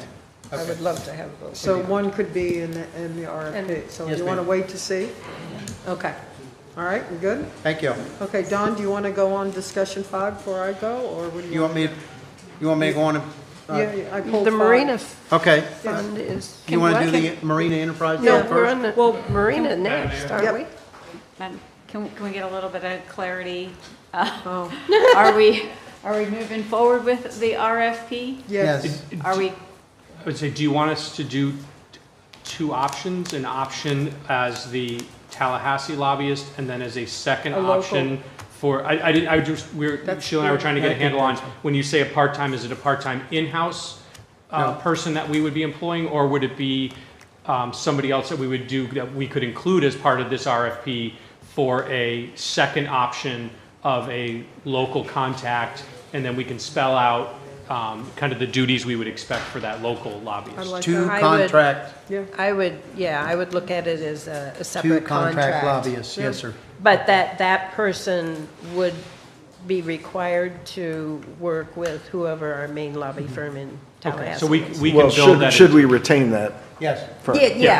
Whoever the main. Or who, yeah. that's the reason I tried to leave that open-ended. I guess I didn't say it quite that way. Are we good? You good, John? Yes, yeah, she and I will get together, and I think, we understand what you're looking for. Okay, so y'all go By the ahead. way, thank you for forwarding the information that you have from what's going on in Tallahassee to us. You've taken on that role. Thank you. Okay. All right, so, Don, you want to hold 5 and I'll go to the Marina?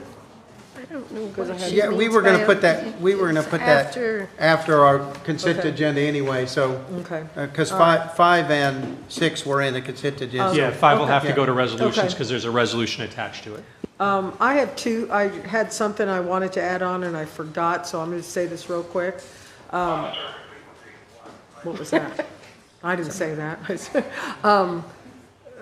Last council, we had talked about naming the dog park for Mike Forrester, and then Henry had some issue with Mike, and it ended up getting shelved.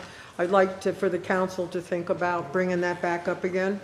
Key Largo's done something for Mangrove, other places have, and we really haven't done anything, and we don't have a name for the dog park, so I just want you guys to think about it. Maybe, and we could talk about it again, how you feel about naming the dog park for Mangrove Mike. So, go ahead. Yeah, I think that's a great idea. Maybe we can kind of roll that into the master plan as well, or Yeah, that's or maybe, why I was bringing it yeah, up. put it up to the public to see if they have some name suggestions. How would we do that? Put it up to the public? I mean, we put things out to the public all the time, don't we? Yeah, Do I it in the guess. master plan. Hey, as part of this, as your feedback, would you like to name it? If so, what would be your suggestions? And then we could come back to council and Okay. discuss that. Anybody have any thoughts? Anna, any thoughts? Okay, so then Sheila, where do we go from here with that? do you want that included in the master plan for the park? I think Is that what it's you're- perfect timing. Yeah, I'll notify the consultants. And is everybody okay with Mangrove Mike? I mean, does anybody have a problem with somebody different? No? Oh, I thought he just suggested that we ask the public if there was somebody else. I agree with that. It's not that I disagree with it. I just Okay. thought Well, how I'd do we heard- go about asking them then? That's what the consultant's job is. Okay. Or people are listening to us if they have something, I don't know. How did we name some of the other things that we've named? Does anybody have any history here? We can just bring back a resolution to name it, Exactly. and then at that point, Well, let's you just do can, that. Okay. you know, Thank vote you. against Let's it. We just can have do our that. public comment Okay. and so forth. Let's do that. Okay, thank you. Okay, moving on. I want to have a brief discussion about the ramp, the second ramp here at Founder's Park. I talked to Lisa today at great length about it. What I don't want to happen is for this to become, I want everybody to be able to have input, be smart about the decisions we make. I have some questions and I want to ask Lisa about the marina being separate from the park, the reasons why, just so we know, because I have a lot of backcountry guides who are losing the ability to launch their boats. And there was a second ramp here years ago. I used to bring my little boat up there. And she did mention to me today, sent me some pictures that it does flood over there, and she does have the storage of trailers over there, but I wanted to bring it up to you guys so we could start maybe figuring out, A, will this work for a second ramp? She also brought up that we own the ramp next to, I want to say, Frank Kalinsky's house. What is that called? Blackwater? Okay. Yeah, Blackwood, and how maybe that could be utilized some way by us. So I just wanted you guys to start thinking about it. It's something that, you know, this isn't 1997 when the village first came to be. There's harder and harder for these guides to launch their boat. They are the main reason a lot of people do come to Islamorada to go fishing. We all know that. And I'm just trying to think outside the box on how we could take care of them. The residents of Islamorada also have to be respected about Lisa's ramp, which we talked about today. And just for you guys to think about where we want to see this village go when it comes to utilizing the second ramp. That was a conversation I had been having with Ryan Matthews. Peter, I know, has information. Sheila, I asked you to pull everything that you could get on it so they could also know, and to send it to Ryan Matthews, who's going to work with DEP up there. So just some thoughts on what you guys think and would like to see happen. And again, I want Lisa to be involved because we need to be respectful of what she's done in this village for 18 years. Is that as long as it is? Yeah, 18 years. So what do you think? Anything? I like it. Backcountry guides are losing places to launch all over the place. This is their park as much as it is our park and anybody's park, and I think that they should have access here, and a second ramp is probably a good idea. I've talked to several backcountry guides as well. Same thing. They're willing to, you know, pay a monthly fee, a yearly fee to be able to have a ramp that they can use and not get locked out of, you know, at certain times. And I think that we can all work together and find a way to make that happen. Deb, do you have something you want to say? Yes, I also talked to some people, and that we have a lot of decisions with that ramp. It needs to be cost effective for the number of people that would use it. Permitting alone, 150 to 200,000. Permitting alone. Oh, excuse me.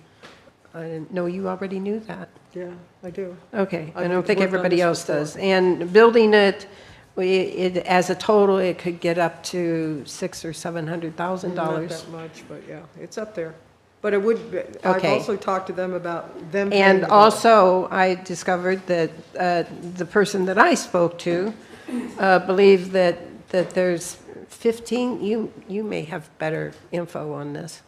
There's 15 captains out of the 150-ish captains that don't have a home base. How would you get that number? Just out of I curiosity. just asked one of the captains that's pretty well involved I'd be in it, surprised you could pull so, that out. That's all. I'm shocked, actually. well, sorry. You're not be sorry. I go out and got some information too. Okay. And I would, cost-effective wise, I'd like to see if we could figure out something in using the existing ramp again. I understand that there was some issues with them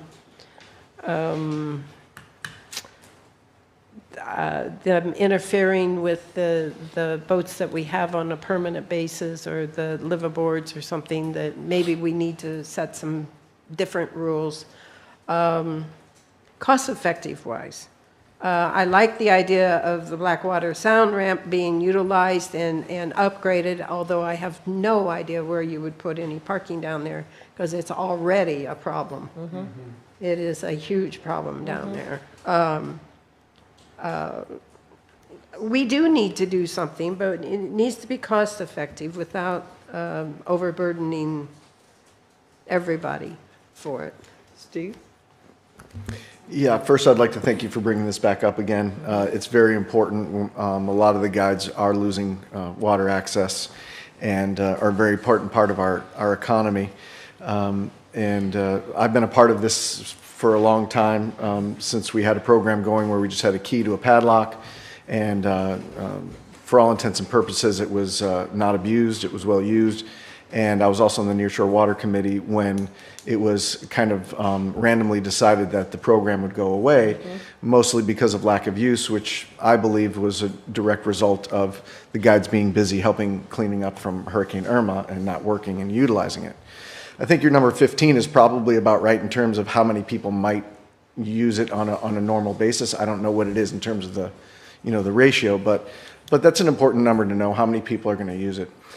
My radical idea, though, is that I would like to see it open to other guides that are part of association throughout Monroe County, because it is very difficult for guides to come up here and launch. As much as the local guides don't want other guides coming up here, the fact is that we go down there a lot as well. So that's my part personally that I would like to see. I knew you would. We figured you'd go that route, actually, when we met. So, and again, it's nothing set in stone.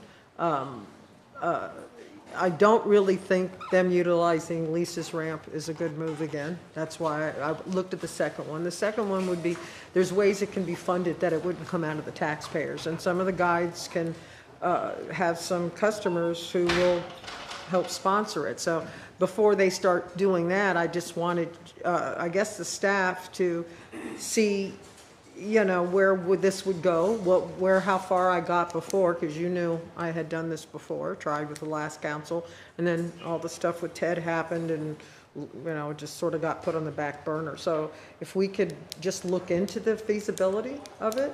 Yes, Peter had a presentation ready for council at that time, and they decided against it, so the presentation was never sent. So maybe we go back to that and maybe revamp it a little bit, add some additional items to it, like other potential areas or other potential areas for ramps along with it, and then bring that with the presentation back to you. And then we can go from there. And nothing's set in stone, you know what I mean? I mean, it's something we have to start looking at, that's all. Sure. And it can, I'm sorry. Yeah, I like that idea too, because that would allow then some of these guides to come in and give their input and maybe some ideas and thoughts. And can we try to include I know it's always a guessing games, but whether or not DEP and Army Corps, because Army Corps, if we're actually needing to dredge or something, would have to get involved. The odds of them approving something before we start spending lots of money on it. Correct. Peter has a whole presentation on this particular area here. But like I said, we can look into other areas as well. If you would. And maybe even reach out to some of the guides or whatever, get some of their ideas. I think they'd like to have a meeting, actually, if we could maybe set something up with some people who are concerned. And John, we talked about the division between the marina and the park. Yes. There's a tax reason. Right. Yeah. And to follow up also, I was going to say on Councilwoman Gillis's point, this would actually probably be a very good thing to get our lobbyists involved in. That's what I already have. Because I think, and glad that you did, because we're going to need almost certainly we'll need to work with DEP. And then, like you said, there might be Army Corps and others. So this would be a good thing to get our lobbyists involved in. And I'm happy to meet. Maybe if we meet with the guides, I'm happy to sit in if we need to, because obviously there'll be some language in terms of we need to make sure that however it's set up, it's not discriminatory, things like that. It's not an issue if we want to move forward. The biggest stepping stone is going to be, can we actually do it? And that's what Ryan's looking into, yeah. because we had almost got there before, and whatever happened, and so I'm trying to pick it back up again, okay? So, we know what we're doing? Yes. Do you, Steve, or you have a list of all the guides? Do I? Guide Association? I can get that. You have that? Yeah, I can get that. Yeah, if you easy. guys can just provide that. Steve, you would know this better. List is a relative term, but Yeah. yeah, you can get a bunch of names and Yes. numbers that might work together. Yeah. Steve, you would know this better probably. Our guides require, and I just don't know this answer, are guides required to get like a local business tax receipt to be licensed in the village? Yes. Yes. That might be the best place for us to look, because honestly, that would be who we would probably consider to be local guides for purposes of use. If they have a business tax receipt within the village, then I think they would be considered local. And Steve, because we did discuss you're going to want the lower guides, we suggested that it's Alamorada, the list, and then when there's, depending on how many with the area that we were looking at, we can open it up to the lower people outside of Alamorada to utilize. So that's what we had already tried to cover that. Yeah, as long as there's some consideration. 100%. We had already talked about it. Okay. Great, thank you. As long as it's not a tarpon fisherman out on the West Coast. So just for history purposes, the time frame that it got shut down was during COVID? I don't mean during COVID, during the hurricane? It was Irma? post Irma. Yeah, because I was on council at the time, and we were told that, there was only like one captain using it at the time, and so it wasn't affecting a lot of people, so that's Yeah, so just then why shut history. it down was kind of my reaction then, I know. Okay, we're good. Okay, moving on. Village manager, village attorney communication. This is a follow-up on the Starks Wheel Ditch discussion that the mayor had initiated. I guess it must have been 2 meetings ago. I sent you all a email correspondence, which I believe has been put into the council communications, so the public has it as well. Looked into it. First, it does appear to be within the village's jurisdiction, so it is something that we could conceivably regulate. In terms of the statutes, it looked like the most likely thing that we could do would be a slow speed minimum wake boating area, like what we have down in the Whale Harbor Wheel Ditch. There's some pretty high standards to meet for a no wake zone or like a canoe sail only zone. Pretty high standards that we would have to work with DEP on. We may still have to work with them on this, certainly in terms of getting buoys approved and things like that. We would need to file an application, but this first step that we would need to do if the council was interested in turning it into a slow speed minimum wake zone would be getting a consensus tonight, and then we could bring back an ordinance. It would be 2 readings that would be required for it. Can you give me the definition of a slow speed? I mean, what is... What I consider slow, somebody else might consider slow. I'm serious, though. Yeah, it's the truth, especially when you go through that wheel ditch. I've been through there, and it's scary. Let me pull up, see if it's defined in the statute, which is Chapter 327. Give me 1 second. I'm pulling it up here. I mean, I didn't mean to put you on the spot. I'm just saying, though, because that can be, people's definitions can be so different when it comes to that. I'm just pulling up the definitions here.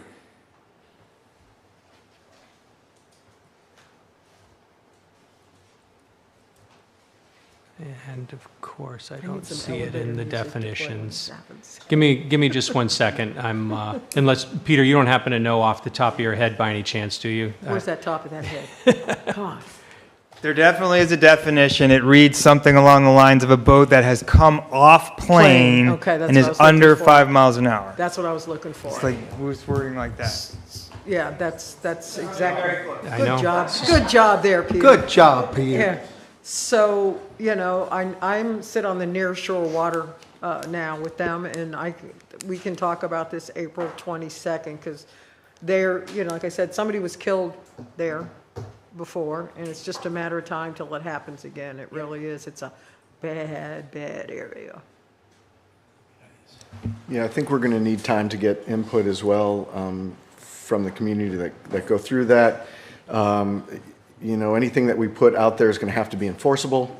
Mhm. It's just another thing that's going to be, on a very heavy list of tasks for law enforcement out there.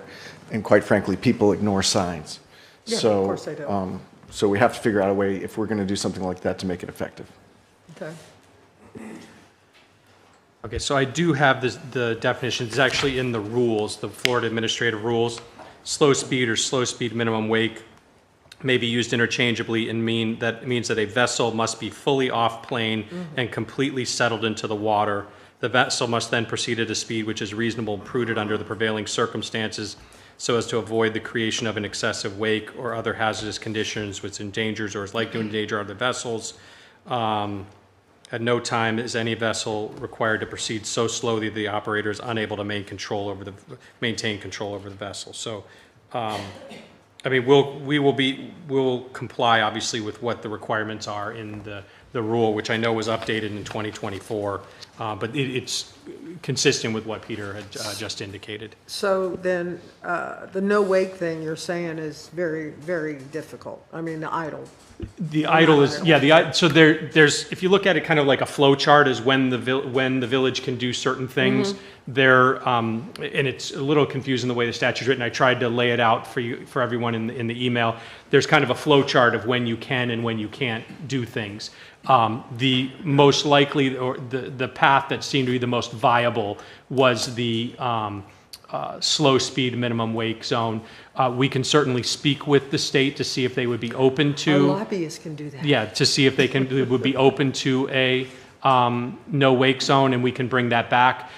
In terms of, to get to Councilman Friedman's point, in terms of public comment, like I said, this would be an ordinance, so there would be at least 2 readings of it. Okay. So we would have, at a minimum, two public comment periods for the ordinance, but obviously you all can create more if you want.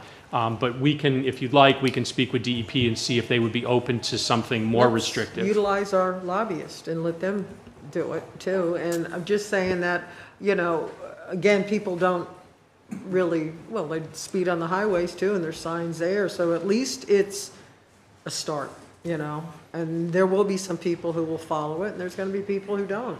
Certainly, But safety at least- above all else. I was just wondering, John, is there a definition for slow to oncoming vessels? Is there anything like that could be a part of that research? I'll check, Or maybe that is the statute- slow speed minimum wake, that's what that implies. Yeah, because the statute really lays out 3 different categories. One is, let me see, I laid it out here. One is the slow speed minimum wake. One is idle speed, no wake, and the other one is what's called a vessel exclusion zone, so like kayaks and things under sail.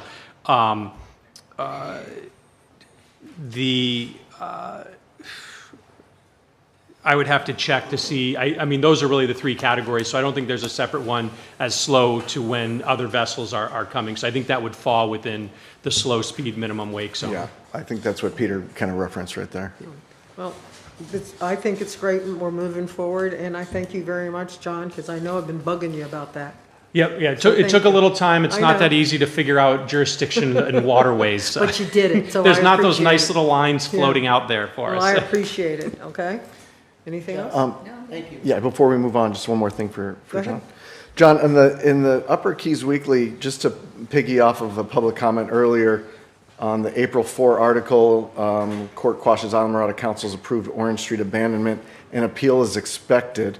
And that's the last line in this article. It says, the village too will file an appeal. Is that in fact the case, or? My recommendation is to file an appeal because the court used 2 different standards in its, I don't want to get into too much detail because obviously it's active litigation. The court got into 2 different standards, neither of which I believe are the correct standard on the type of appeal we were on, which was first tier certiorari. I think it's a little bit moot because the landowner, if you're reading that article, the landowner's attorney indicated that they were going to appeal. So if the landowner's appealing, we're in it. We can't, we can't just ignore it and not participate as the ultimate authority who made the decision. So we'd be in it anyway. But my recommendation is to further appeal because The issue is what ended up what happens in that case is it's not a ruling for or against any one side. It quashes the order, remands it back to the village council for further consideration and analysis and decision consistent with that order. But the problem is when you read the order and it's using two different standards internally, which is inconsistent, and I believe those standards are incorrect. I believe were the ones that are incorrect for a first-tier cert. When we bring it back, I need to be able to advise you all in terms of these are the standards that you need to meet. And when you're looking at the order and there's two different standards used, it's just really difficult for me to get clarity as to how I can meet that order so that whatever you all decide, if it comes back and whatever you all decide, when it goes back to that court again, if it goes back to that court again, if it gets appealed again, that we have now met that one of those two standards because they're both a little internally inconsistent, the standards that they used. So just to be clear, we haven't authorized any sort of appeal yet. We're going to have that discussion well, at some point. I would ask for you guys to authorize, if you feel you need to authorize it, I would ask for you guys to authorize it today because it's as I mentioned in the email, there is a 30 days to file the appeal, but it's not just a notice of appeal like most appeals. It's a second-tier petition for writ of cert. So it's a full brief that goes in. Again, the property owner indicated that they were going to be appealing, so we would have to file a brief as well as a co-party. I guess we were a co-appellee below, but we would need to file something anyway. But that's my recommendation is that the village to the extent it needs to authorize it, that the village authorize the legal department to file that. Do we need to do that now?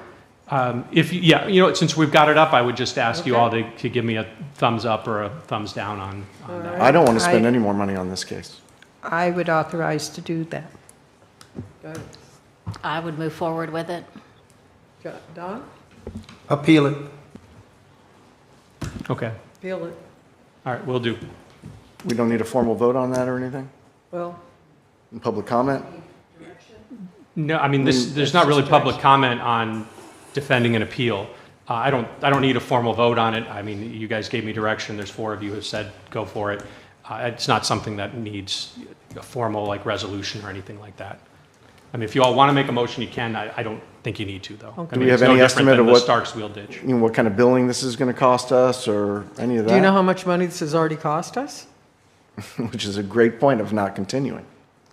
And so we're just going to give up when something is clearly wrong. Just to be clear, in your opinion, the village did not initiate this litigation. It was initiated by another party. So Right. in terms of when somebody brings an appeal, we have to defend Yes, we do. the village's position, whether it's a valid appeal or not, we have to defend it. This was not litigation that was initiated by the village. That's right. So I just want to make sure that the public understands that this was initiated by a third party. The village has defended it, and the property owner has defended it too. But then wouldn't the property owner take the expense and the brunt of that? Yes, I mean, yes and no. I mean, the village has different interests in sustaining their decisions sometimes. The village has to take a position. We can't simply sit aside and say, Judge, we sit this one out. We had to file an answer brief. So our positions were in support of the decision and the process that was followed. And I believe in the process that was followed. If the court says we need to do something different, we certainly will. Hasn't our position already been established? Are we just reiterating the same position? No, our position on an appeal would be slightly different because we are arguing that there was I don't have the exact standards in front of me, but that the court didn't follow the essential requirements of the law, that in terms of proper standards, things like that. So it's not exactly the same. I mean, it changes based upon this court's ruling. Obviously, this court, we are in a different position of seeking to overturn the lower court's ruling, whereas in the last court, the third party, Ms. Barley, was in the position of seeking to overturn the council's decision. So it's a different position, and it's slightly different arguments. But there obviously is some overlap, yes. Does that answer everything for you? Yeah, I stand by my opinion of not moving forward with the appeal. Okay. All right. John, consent agenda? Yep, we are into the consent. We're into the consent portion of the agenda. These items are routine nature, and council members have reviewed these items in advance and sought the advice of staff as they felt necessary. There'll be one vote on the consent items, which today are tabs 7 through 9. If you recall, 6 has been moved to a different agenda, and tab 5 has already been pulled. If anyone would like to pull an item from consent, he or she should state so now. No? Go ahead, please. Okay. Move to approve the consent agenda. I'll second. Okay, so open public comment. Go ahead. Yes, Marnie, Van anybody signed up? Keen signed up for a public comment on this. Okay. Come on up. Van Cadenhead. I'm just questioning, Chica Lodge is asking for over $500,000 in refunds on their wastewater overcharge. And I'm just thinking that they're not hooked up to our system because they made a deal with the village. Now, everybody else in the village that had a package plant, Chica has a big package plant, but Islander and Fisher Inn and all the ones on Windley Key, they all had to lose their investment in their package plant and hook up to the village and become a client of the village's wastewater system. Chica Lodge did not. And I just question the fairness of allowing one business to be excluded from our wastewater collection system, which if we were collecting fees from them, and you know, they've done a lot of increasing their water usage by increasing the development on their property. And I think it's unfair to the people that had to lose the investment they had in their package plants when we were installing the central system, and Chica does not. And now we're going to have to pay them $500,000 because they think they were slighted. I really think that we should have equanimity and equalness among all the businesses and all the motels in Islamorada should all be on the same page and not have special deals carved out for special people. Thank you very much. Thank you, Marty. Anybody else?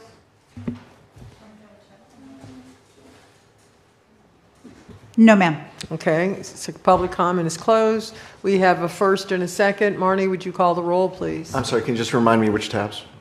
They are tabs, consent agenda is tabs 7, 8, and 9. Good? Okay, go ahead, Marnie. And could you please refresh my memory on who moved and seconded? I moved. And I seconded. Thank you. Okay. Vice Mayor Don Horton? Yes. Councilmember Deb Gillis? Yes. Councilmember Steve Friedman? Yes. Councilmember Anna Richards? Yes. And Mayor Sharon Mahoney? Yes. The motion passes 5-0. Okay. We are on to tab 5. Okay, I asked this to be pulled because it's become obvious to me that a certain council member isn't perhaps real well versed in council procedures. So I thought I'd go on and let him correct or clarify the minutes of March 18th and our agenda for tonight. Specifically, it was said that we use the term applicant and not finalist, yet on the agenda it specifically says on item 4, Alpha A, village manager finalist. If that's an incorrect statement, Steve, I would like for you to go on and correct the record on the agenda so that we can fix that. Isn't that just semantics? It's not, apparently it's not. You felt it important to mention in your newsletter for today, so I just wondering, should we correct that and say applicant, or should we say finalist? However you'd like to do it. Oh, it's not me. I'm happy with it. I didn't ask it to be pulled. I didn't bring it up. Very good. Okay. Also, you seem to have a problem with our democratic process, as you stated that we would only interview the Florida-based applicants, as I recall, and is noted on page 4, if you'll take a look at our minutes. On page 4, it specifically says that council agreed to in-person interviews with the Florida candidates in person at a date to be determined, but before April 18th. You felt it necessary to say that as a council, we agreed, and it specifically says there that we agreed, which would mean the majority of us did, to use Florida-based, but yet you still have a problem with that. I just think it's worth mentioning that there was a majority on that, and that needs to be clarified, I think. Yeah, I think that's a good point. I think we could just add that I was not in agreement to that Yes, instead of okay. majority. And that'd be fair. Yeah. You didn't agree, but That's the right. council did, Absolutely. as a majority. That's fair. The democratic process. I appreciate There were that. more, yeah, Thank you. more than the. You also minimum. indicated that we violated sunshine law. I'd like to point out to you that the public notice was posted on the clerk, and I'll be happy to read that public notice for you if you don't happen to have a copy of that. I did see that notice. It seemed to be a different notice to me than what would be regular notice for a public meeting like this, where we would have minutes, there would be public comment. That's, I think, what I'm referring to. And you weren't mentioning the process, you mentioned there wasn't a notice. I'll be happy to read that notice for you if you'd like me to. I don't recall saying there wasn't a notice. Excuse me? I don't- Apparently, your problem was that we violated sunshine because there was a meeting and there wasn't public notice. There was a vote that was taken after the interviews, and to me, that seemed like that should have been That's why I different. started off by saying that Right. apparently you're not well-versed in the process, so that's okay. Apparently I'm not. Thank you for the So anyway, I just clarification. like to clear the record because you like to mail things out and you're constantly using hyperbole and innuendo and not real facts, so I'd just like to bring that out. And then lastly, you had a problem again with the democratic process as we agreed to allow staff, that they agreed that they would incorporate suggesting your ideas into the employee handbook. Again, I'll just point to you to page 3 so that we clear the record. Staff would incorporate a process to address your type of complaints. So as a democratic process, this body agreed in majority to allow that to happen. So I just want that due, and if you don't agree with those, then I'd certainly like for you to ask that these items be pulled from the agenda so that we can have a discussion about that instead of a one-sided argument about that. That seems fair. Thank you. Okay. We done with that, John? Moving on? Yeah, we need a motion to approve the minutes, but it sounds like the motion would include an amendment to the last sentence on page 4 about the in-person interviews to state that Councilmember Friedman disagreed with this this process. Is that correct? Yes. Okay. So if anybody's going to make a motion, I would recommend that include that amendment in it. I would move to make that motion, or to approve the minutes as amended. Do I have a second? Yeah, sure, why not? I'll second it. Hey, Marnie, we call the roll, please? Vice Mayor Don Horton. Yes. Councilmember Anna Richards. Yes. Councilmember Steve Friedman. Yes. Councilmember Deb Gillis. Yes. And Mayor Sharon Mahoney. Yes. That motion passes 5-0. Okay, thank you.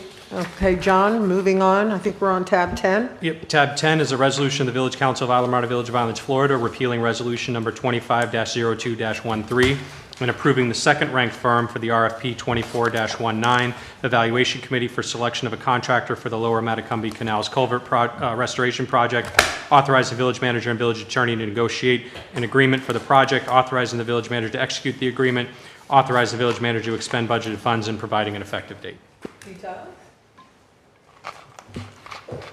Okay, thank you. So it was at its February 2025 regularly scheduled meeting that the Village Council did adopt a resolution. It was 250213 that approved the recommendation and the ranking and the usage of Adventure Environmental Incorporated to complete the Lower Matacumbe Culverts Canals Restoration Project. And that was done through the village's standard RFP process. And according to that process, after the adoption of that resolution, we did begin contract negotiations with Adventure Environmental. It was at that time that we found out from Adventure that they were not able to complete the project for their proposed bid, which was $5.2 million. What is it now? Excuse me? What is it now? So they proposed a different methodology, and their cost proposal, when we came down to start negotiating, was something closer to our second-ranked firm, LPS. So they made it clear they underbid the job. They understood that and acknowledged that, and then told us that they were unable to do the job for the bid that we voted and approved. Got it. Because of that, and I discussed this with John at length, we have to reject their bid, and we want to reject that bid. They can't do the job for what they proposed. So that the resolution before you this evening that repeals that resolution that was adopted in February, and according to our standard village RFP process, we then move on to the second-ranked firm in the RFP, and then move into contract negotiations if the council approves of that. So that's what we're doing here. We are again approving a recommendation and a ranking of the second-ranked firm, that is LPS Contracting. And following that, we would move into contract negotiations. That's not what we're doing with this. Right this evening, we would just be approving the use of LPS. LPS is extremely qualified to do this job. They were more qualified than Adventure Environmental. They have done all of the culvert projects in Monroe County regarding the canal restoration. Lots of similar work. They're based in the Keys. The reason they were ranked lower was simply because of cost. Adventure put in a cost that was so low, it just bumped them above for good reason. The cost proposal from LPS is significantly higher. It's $8.9 million. I'd like to remind you, though, that this project is funded through grant money. So we are not doing this without grant work, which we do have to move forward. How much is a grant? 8? So we have $5.7 million through stewardship funding, and as of this week, we have been notified that we can utilize the FQIP funds, Florida Keys Water Quality Improvement Program funds. That's an Army Corps of Engineers program. We can utilize those funds, the remaining funds. We have $7 million now to utilize for canal projects, stormwater projects, and wastewater projects. So we have identified this canal project specifically for the FQIP funds as well. Anybody have a question for Peter? One question. Go ahead. Is there a performance bond for Adventure Environmental or anything that comes to play on this? There would have been. We had not got to the bond stage yet. It's a good question. During contract negotiations, we would have had to have gotten the bond, but they were not required to provide that at this step in the process, which is just responding to an RFP. Okay.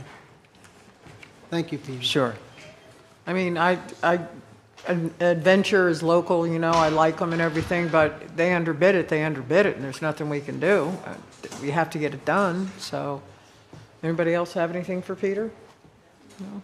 Okay, thank you, Okay. Peter. All right, thank you. Okay, I guess now, Marnie, we're going to open public comment, please. Okay, let me double check on Zoom. I don't have any slips for this one. There's no one signed up for this item. Okay, council? I'll make a motion to approve as presented. I'll second. Okay, Marnie, would you please call the roll? Councilmember Deb Gillis? Yes. Vice Mayor Don Horton? Yes. Councilmember Steve Friedman? Yes. Councilmember Anna Richards? Yes. And Mayor Sharon Mahoney? Yes. The motion passes 5-0. Okay, thank you much. John, I believe we're on tab 11. Yep, tab 11 is a resolution of the Village Council of Islamorada Village of Islands, Florida, repealing the charitable contribution policy adopted by the Village Council in Resolution 040629, 050415, 060535, and 230213 et al., providing for conflicts and for an effective date. This, if you all recall, at the last council meeting, there was directive given by the majority of council to do away with the charitable giving policy that the village has.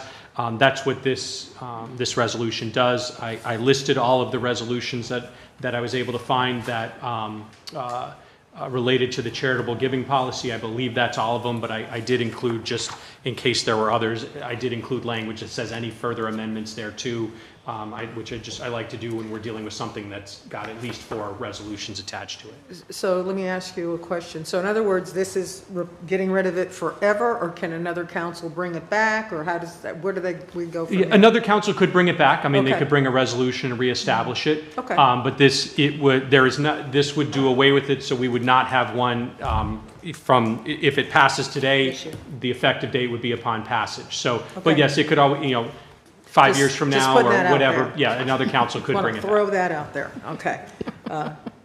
Any council, anything before I open public comment? Nope. Nope. Anyone on public comment, Marnie? Yes, Van Cadenhead?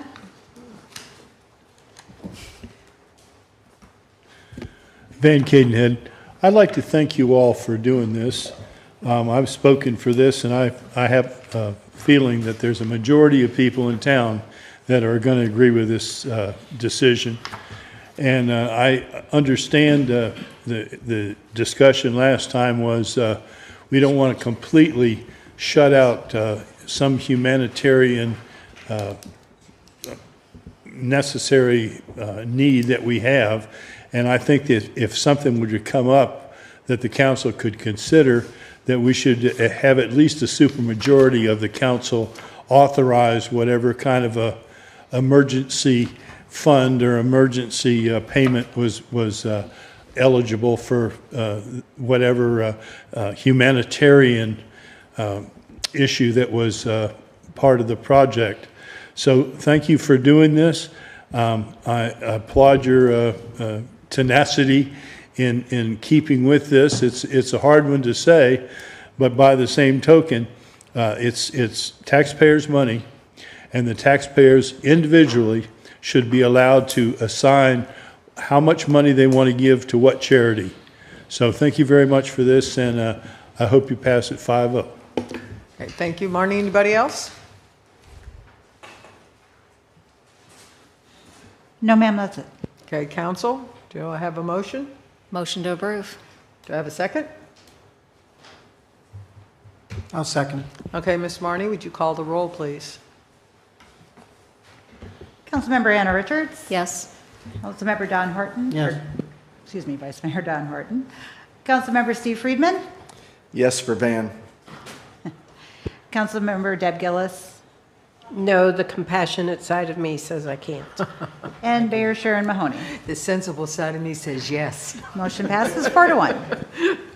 Thank you. All right, John, 12. All right, the last item of the night, we're on to ordinances. This is an ordinance on second reading.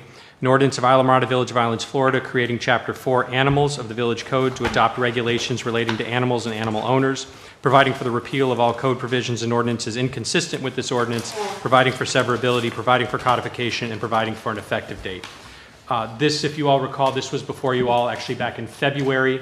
It had to do with the reaffirmation of the Monroe County Animal Control Ordinance, which is applicable within the village, at least, pursuant to a recent court ruling. At that meeting, there were a number of people who came out about the chickens, and so the directive from the council was to include a carve-out for chickens within the village. Based upon the lack of chicken folks here, hopefully that means I did a good job. You have the main chicken man back there. There were more last time. So. The main chicken guy. Yeah, You got hopefully the that main means chicken. I did a good job in drafting a carve-out. I worked with the county attorney's office on it. They gave a sign-off on this language. They were good with it and enforceability of it through the Monroe County Animal Control folks that currently enforce here. So we've gotten the sign-off for this. There were a couple things just to point out. that we did based on the last discussion. Chickens meant female chickens. It doesn't include roosters. It doesn't include turkeys or ducks or things like that. There's prohibitions about like the slaughtering of chickens. Hopefully that's moot. That doesn't happen, but it's one of those things that, you know, the lawyer goes through and says, what are the worst case scenarios? Let's address it now. And also in there, we didn't talk about like if there was a total number of chickens that the council would be okay with. I drafted something. I just put 5 in because it just seemed like an okay number to me. I hadn't talked to any of you all, but I said, you know what, let me just put a number in and you all can decide if you want a different number. I mean, I did look at other codes and they were all kind of around that number. So again, that's not based on some directive. It's just I wanted to have a number for you all to consider at least. So it's in there. It also ensures that it's only within certain zoning districts that, like we talked about as well. Okay. Don? I'm not going to squawk over 5 or 6. No, here we go again. There we go. Anybody?